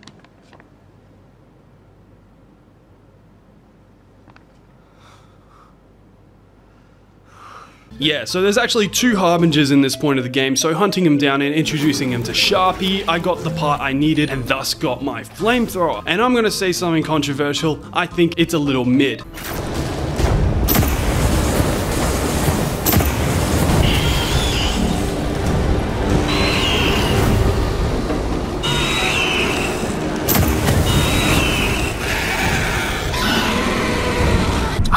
Alright, like... Anyway, so now that's out of the way, back in the present we meet up with Hoffman, who's created her mini reality stabilizer, and together we head into the wall of fire in a sequence that's actually pretty tense. Hoffman only moves at a certain pace, and we have to defend her from the lava monsters during the trip. The hard part is the limited area you have to fight in, so you have to prioritize popping lava monster heads before they get anywhere near your circle. To make this even harder, there is also parts where the reality stabilizer will begin to malfunction, with the circle shrinking as Hoffman attempts to fix it. Anyway, the sequence ends as Sebastian and Hoffman are overwhelmed, and the 2 make a break for Theodore's stronghold. However, Hoffman gets tackled by a lava monster, and Sebastian just does nothing.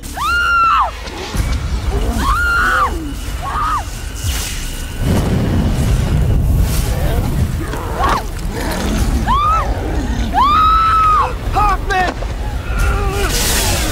Let's go!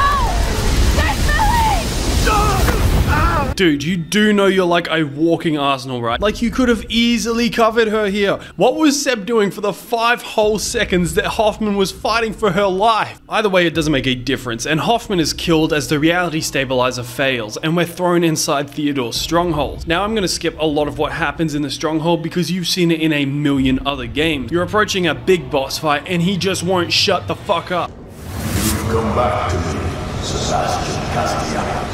You will never get there. All is pointless. You will crawl. Offer you one more chance to join the price. Honestly, I think that a villain kind of losing his shit as you get closer to him can work in video games if the villain is well written. But really, in my opinion, Father Theodore is the worst antagonist in this game. Scratch that, he's the worst antagonist in this series. He's boring as a villain, his area design is boring, and his character is boring. Oh, and you haven't missed anything. I actually haven't talked about Theodore's backstory because it's just, boring. In fact, in this entire analysis, the one character I don't give a shit about analyzing is this guy. But if you really want to know, Theodore was a popular motivational speaker and spiritual leader in the real world. One day, Mobius came knocking and he was placed in charge of recruiting people for Union, drawing in those who were lost in life. But Wallace's record isn't squeaky clean, with there being reports of him in the real world that painted him as much more of a sinister cult leader mastermind than a simple motivational speaker that he showed the rest of the world. What we still don't know is why he was supposedly part of the plan to get Lily out of STEM, or why he's gone full villain mode. What we do learn though is the reason Theodore wants to take control of Union. Union is better than reality. Union is Mobius. Their minds are connected to it. To control Union is to control them. To control them is to control the world. So yeah, Mobius members all have a chip inside their head which constantly connects them to STEM for whatever reason. Perhaps as a way for the administrator to control them, which is a power that Theodore wants, but I don't know, that kind of seems like a security flaw to me. Making it to Theodore's throne room, he tries the Lily trick on Sebastian again, but Seb, already overcoming his guilt about Lily's death, nothing happens. And Father Theodore switches tactics, beginning the most badass boss fight I think I have ever played. Remember where this all began. Remember Beacon.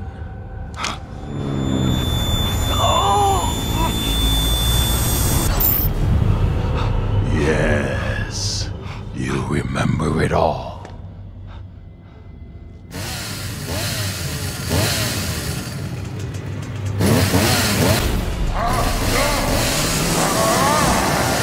Sprinting away, we play the intro of The Evil Within 1 again, but it goes a little different when the sadist teleports in front of us. Tired of running, Seb decides to fight back, and after stabbing the sadist in the neck, Sebastian decides it's time for some catharsis. Not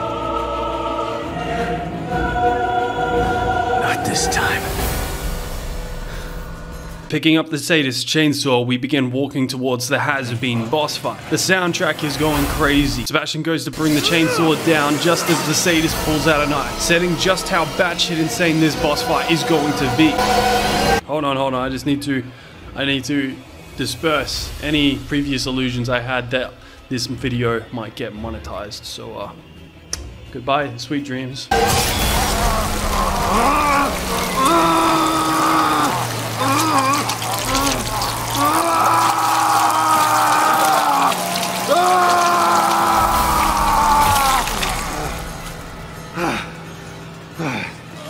Fuck you. Oh man, what a cool fucking boss fight. The devs really deserve an A grade for such a cool callback to the first. Oh shit!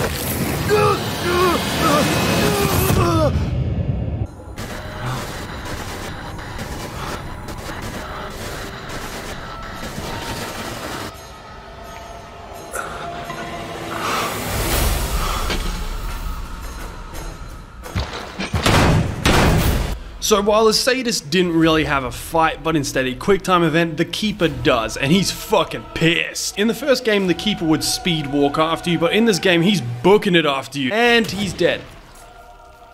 Oh. We all know that if the Keeper dies, he stays dead for about as long as EDP's internet presence. So after this, he doesn't just come back, but he brings a friend, and we spend the next 5 minutes running around this arena. An interesting thing about these new Keepers is that they are much more focused on rushing Sebastian rather than cutting him off. They don't lay down trip mines anymore, but instead they have a sprint, which makes them harder and easier to fight at the same time. On one hand, you don't have to worry about running into barbed wire mines, while on the other hand, you do have to worry about the Keeper running into you. But defeating the Keeper duo, the boss fight finally comes to an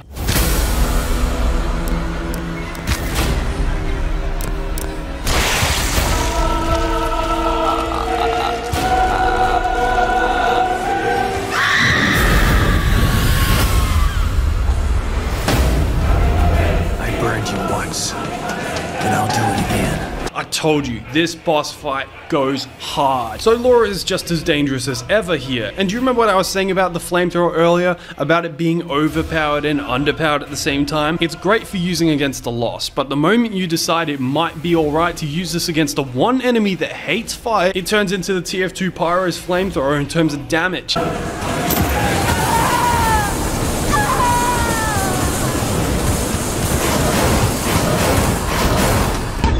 Am my shooting! So instead we have to run around charging this furnace, and once it's ready we lure Laura under the torches and throw the switch.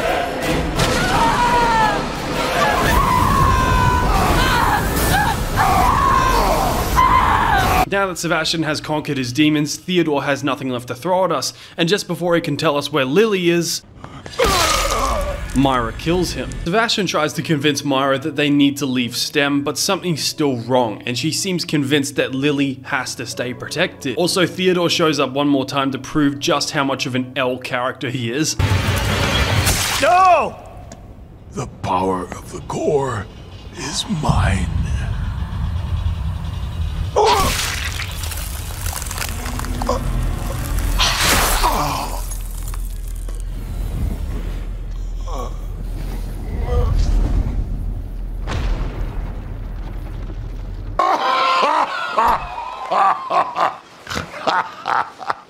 Myra then collapses Theodore's stronghold and we enter the beginning of the end. Sebastian wakes up, and after using literally my last bullet to say fuck you to Theodore, we exit the stronghold to see that Union is in pieces. There is no up or down, just fragments of reality that are rapidly losing form. Entering a room, Myra appears, and gaining a moment of lucidity, she tells us that we have to leave. But since we're still one daughter down, we decide to follow Myra through what's left of Union. But Myra's not really cool with this, and along the way she will block our path and summon a new enemy type called the Albedo, and I fucking hate these things. Game developers, here's a tip. You can make monsters look disgusting all you want, but the illusion is completed in sound design. Because honestly, these things sound fucking disgusting.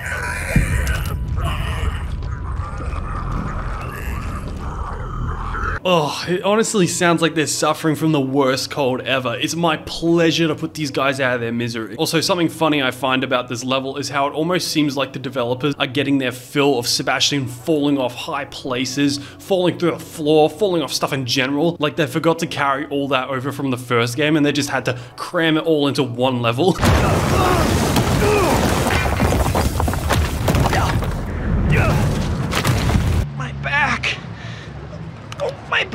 Still following Myra, she summons a monster called Effigy, which is another boss.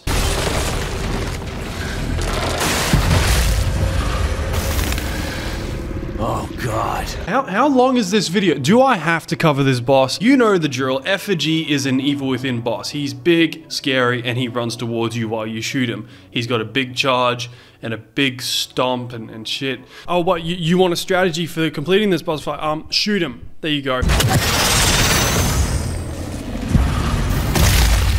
Please let that be the last of it. I'm with Sebastian on this. So catching up to Myra, she seems to have been completely consumed by her maternal instinct and uses her power to destroy the island we're on. And you know how in the Evil Within 1, how there's that sitcom type opening scene where the ambulance Sebastian's in just comedically keeps getting in worse and worse situations? Well, I present to you the Evil Within 2 version.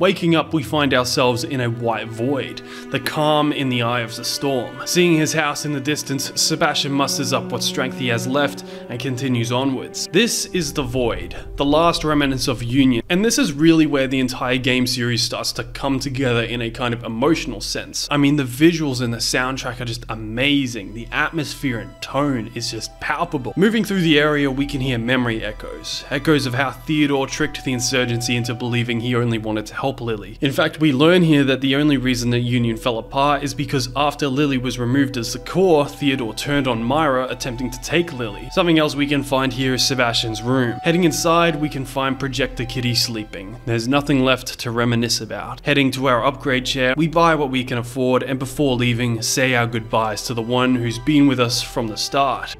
I'm afraid that this will be the last time I can help you. I feel the end approaching. You've been here for me the whole time. Both times.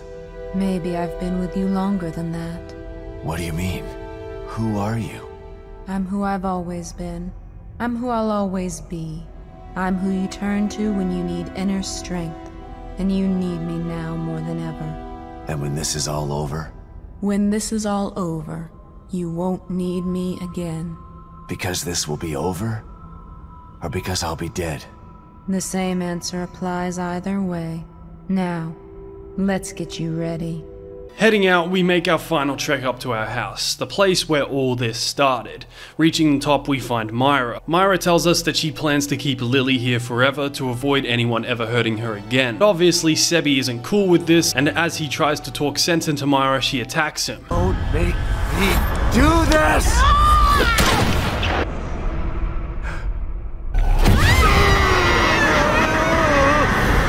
Myra obviously doesn't take too kindly to being shot in the head and transforms into our final boss.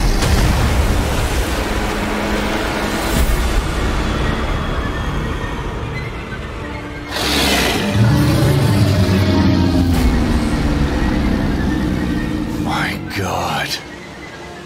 Hold on, pause. Can I put this into perspective for a second? You're a dude named Sebastian, you meet a woman while being a cop, you get married, and boom. 10 years later, you're inside your daughter's mind fighting a giant representation of your wife's maternal instinct. This series is fucking wild. Anyway, sorry for ruining the moment. This is the matriarch, the final boss of the series and one of the hardest. Now, I'm not going to name every move she has because it's not really anything super new in video games when it comes to big monsters. She has some ground slams, there's a ground sweep, and as any good Evil Within boss has, the capacity to spit out gross little baby enemies that only exist to give the player ammo. Something funny about these spider enemies is that stomping on them actually makes Sebastian invincible for the duration of the animation, so it's a pretty strategic move to time your stomps to Myra's ground slams. But why are we killing these things? Well, to get ammo to shoot Myra's weak spots, which show up in different stages. The first weak spot is in her stomach, and after destroying that, 2 more show up on her arms. Upon destroying either weak spot, that arm will fall off and Myra will sprout a tentacle claw thing, which kind of does the same thing as her old arm. Destroying the last weak spot, Myra grows a final one in her mouth, and if you can't tell, here with my 2 health and 10 bullets, I was sweating.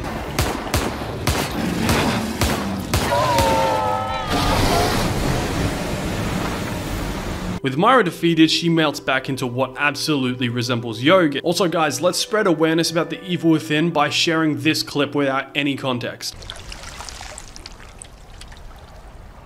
Sebastian sees Myra in the puddle and pulls her out, providing us with one of the first emotional scenes that is A, well written, and B, well acted. I'm getting us all out of here. Come on. It's too far. Leave me. Just get Lily. Leave me. No, I won't leave you again. You have to.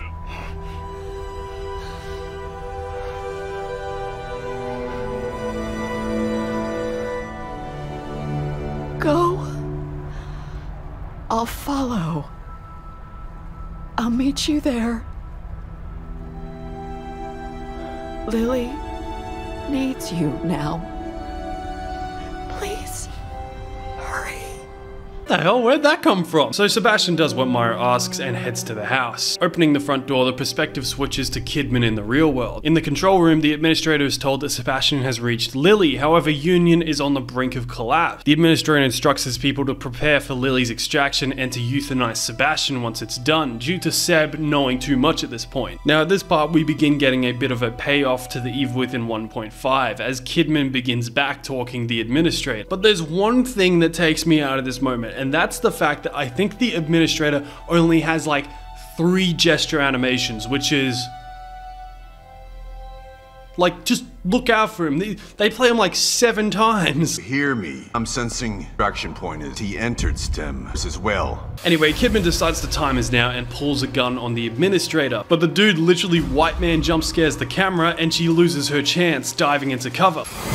And yes, your eyes do not deceive you. This is a cover shooter moment in an Evil Within game. Back in STEM, Sebastian makes it to Lily's room, and no matter how cheesy this moment is, it's still pretty cathartic seeing Sebastian get something that he's wanted since the first game, another chance to be with his daughter. Picking up Lily, Sebastian heads downstairs, with Myra coming through the front door. She tells Sebastian that she has to stay to become Union's new core. Once she does, she'll transmit a signal to kill everyone with a Mobius chip implanted in their heads. So, saying goodbye goodbye, Myra and Sebastian share one last kiss. She apologizes for everything she helped Mobius do to him and urges him to leave. So, with a lot of hesitation, Sebastian takes his daughter and begins his journey to the real world. Back in said real world, Kidman fights against Mobius forces and heading to the STEM room. Wait a minute. All security personnel report to the STEM room. I've heard that voice before. All security personnel report to the STEM room. This is a certified hood classic. Good to see my man still getting work. Anyway, making it to the STEM room, Kidman stops the Mobius doctors from euthanizing Sebastian, and as she begins to access Sebastian's STEM terminal, the administrator and Kidman share one of the worst written conversations I think I've ever witnessed. I don't know if it's the voice acting, or the animations, or the stiff camera work, but there is something so off about this whole interaction. It's so fucking funny. It's not too late to stop this, kid. If you do, I promise to kill you quickly. Otherwise, the punishment for your betrayal will be legendary. I'm going to be legendary, all right. Legendary for taking you down! Join us or die? Well, guess what? There's a third choice. And that's fuck you! You are foolish! But oddly admirable. It's a shame to have to lose you like this, kid.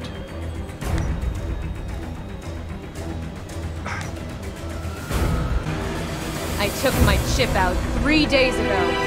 No matter! You'll die today.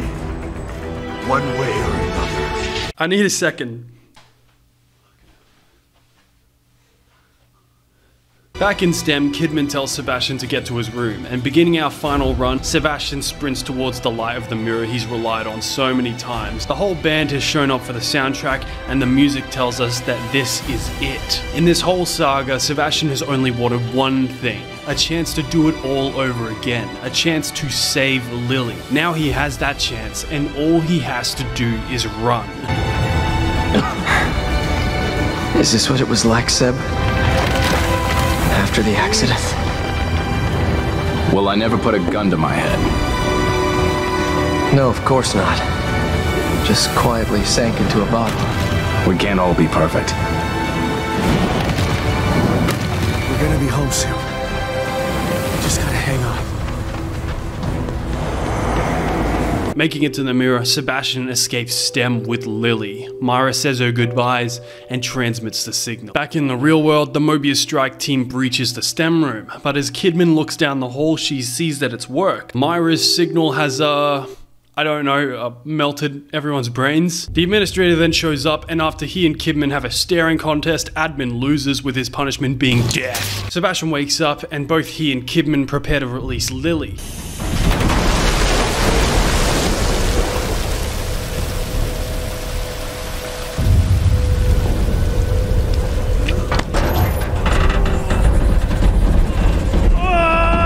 Dude, it's fucking opening, calm down. So Lily wakes up and Sebastian finally has what he wants. Picking up Lily, all our characters leave the Mobius facility as it begins to power down. In a post-credit scene, we see Sebastian and Lily preparing to leave. They say their goodbyes to Kidman, who I guess has her own journey to go on. Together, Sebastian and Lily leave Crimson City, preparing to start a new life, never forgetting the past, but not letting it control their future. Oh yeah, there's also another part of this post-credit scene where the old STEM terminal turns back on, with the text now being Ruvik Red. Okay, that's just speculation, but who else would it be? Come on. So for post-game bonuses, this game is a lot lighter in this department than the first. For completing the game on any mode, you get the Magnum, which is just a ridiculous piece of weaponry. Like, if you want an enemy deleted, you just pull out this puppy and it's gone. For the second unlockable, we get ye old faithful brass knuckles, which as usual doesn't just wipe any look off any enemy's face, but actually wipes the enemy's face off full stop.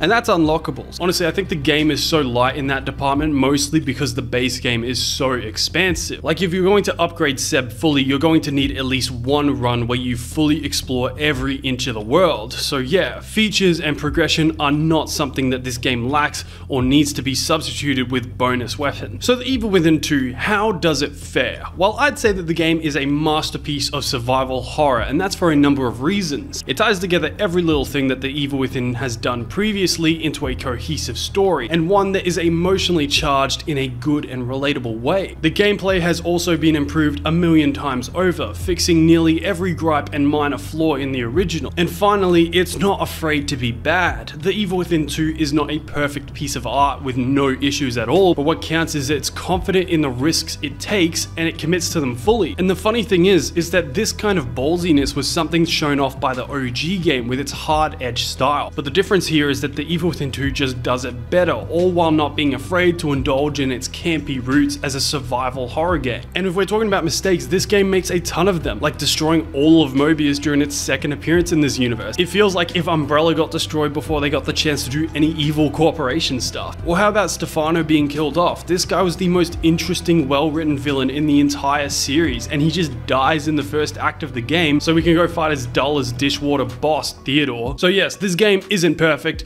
but it's a hell of a lot better than the first game, and you can see the care and attention that was put into not outright replacing the Evil Within 1's gameplay, but instead improving it. So really, this is the gold standard for the Evil Within series. It's fun, it's sad, it's emotional, it's interesting. It's 10 Josephs out of 10.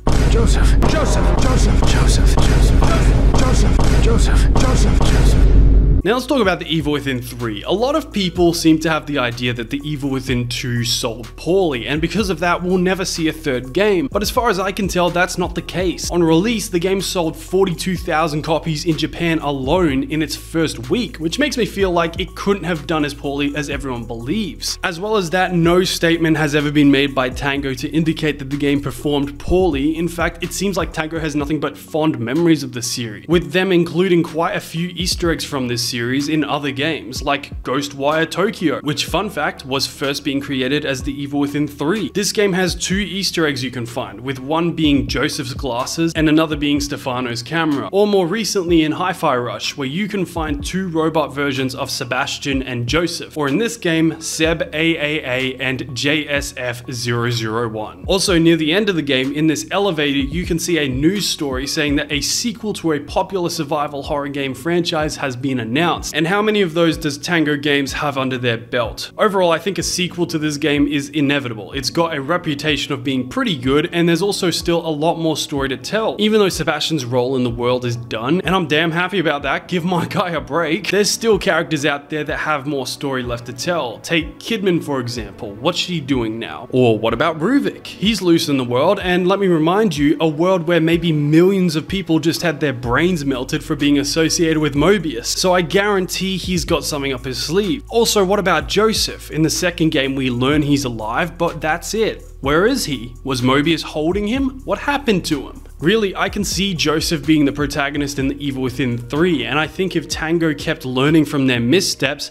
it could be the best game yet. One thing I do have on my list for another Evil Within game is that I hope that they can give STEM a rest. I think something that's scary about Resident Evil is that it's all real. Something that's scary about Silent Hill is that it's all real. You go into Silent Hill, and any skeletons you have in your closet come out and attack you. STEM doesn't have that. While the first half of the first Evil Within game had that mystery, as soon as it's all revealed that nothing that happened was real, you start thinking, so what's the point? And that goes ditto for a lot of the Evil Within 2. I don't think that the stakes can get as big as Tango wants them because the rules of STEM aren't really defined. Why should you feel sorry for a character like Heresy when you don't really have an idea of how him consuming consciousness turned him into a giant spider? And considering that a lot of the haunted and the lost are just neural remains of people that used to be connected to STEM, it feels very impersonal, like you're not really fighting individuals. Anyway, if I had it my way, I'd make the next Evil Within take place in the the real world, where STEM actually remotely causes weird ass mutations and stuff. But then again, I came up with that idea in 5 seconds and it could be total dog shit, so don't hire me. Wrapping this up, the Evil Within series is one that's being plagued by growing pains. It's tonally, stylistically, and technically confused in its story, vision, and gameplay. Like no one has ever had a true idea of what they wanted these games to be. While initially coming out of the gate swinging and full of confidence, it seemingly stumbled under the weight of its own ambition to single-handedly pull the survival horror genre out of the slump it was in. And it did, but not in the way anyone was expecting. The Evil Within was a cut above Resident Evil 6, so really if it did anything for the genre, it raised the bar back up to a respectable level,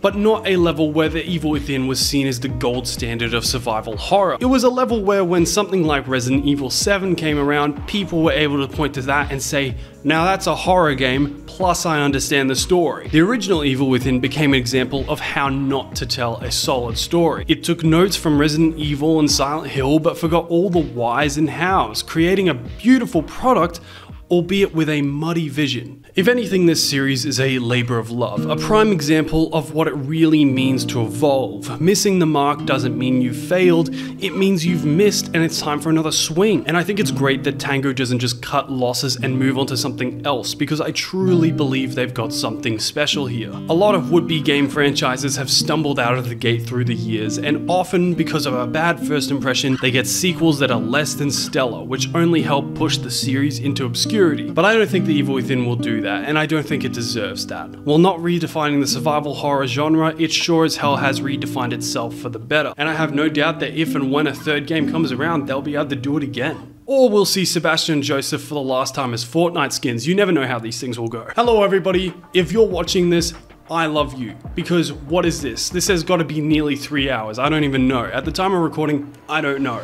But this is a big passion project for me, and what a project it was. I've been working at this for nearly a month. I mean, you've definitely been able to see it in recording. The background just keeps on changing because I've been working at this for so long. Yeah, this has been a real labor of love, and I'm really glad I was able to get it out. I honestly don't think I knew the scope of what I was going to be working on when I decided I want to do an Evil Within series retrospective. Hell no, what the heck? But, you know, live and learn. And I really did enjoy it. I love going into these games. When I'm passionate about a game series, I really like diving in. So it feels good that I finally got the Evil Within out of my system after this long. But yeah, I hope this video is as high quality as you come to expect of me, and just keep a lookout for more videos. I've got a ton more ideas, obviously none that are fucking 3 hours long, but they're all in the pipeline, they're all being worked on, and I'm eager to get them out to you. So see you next time.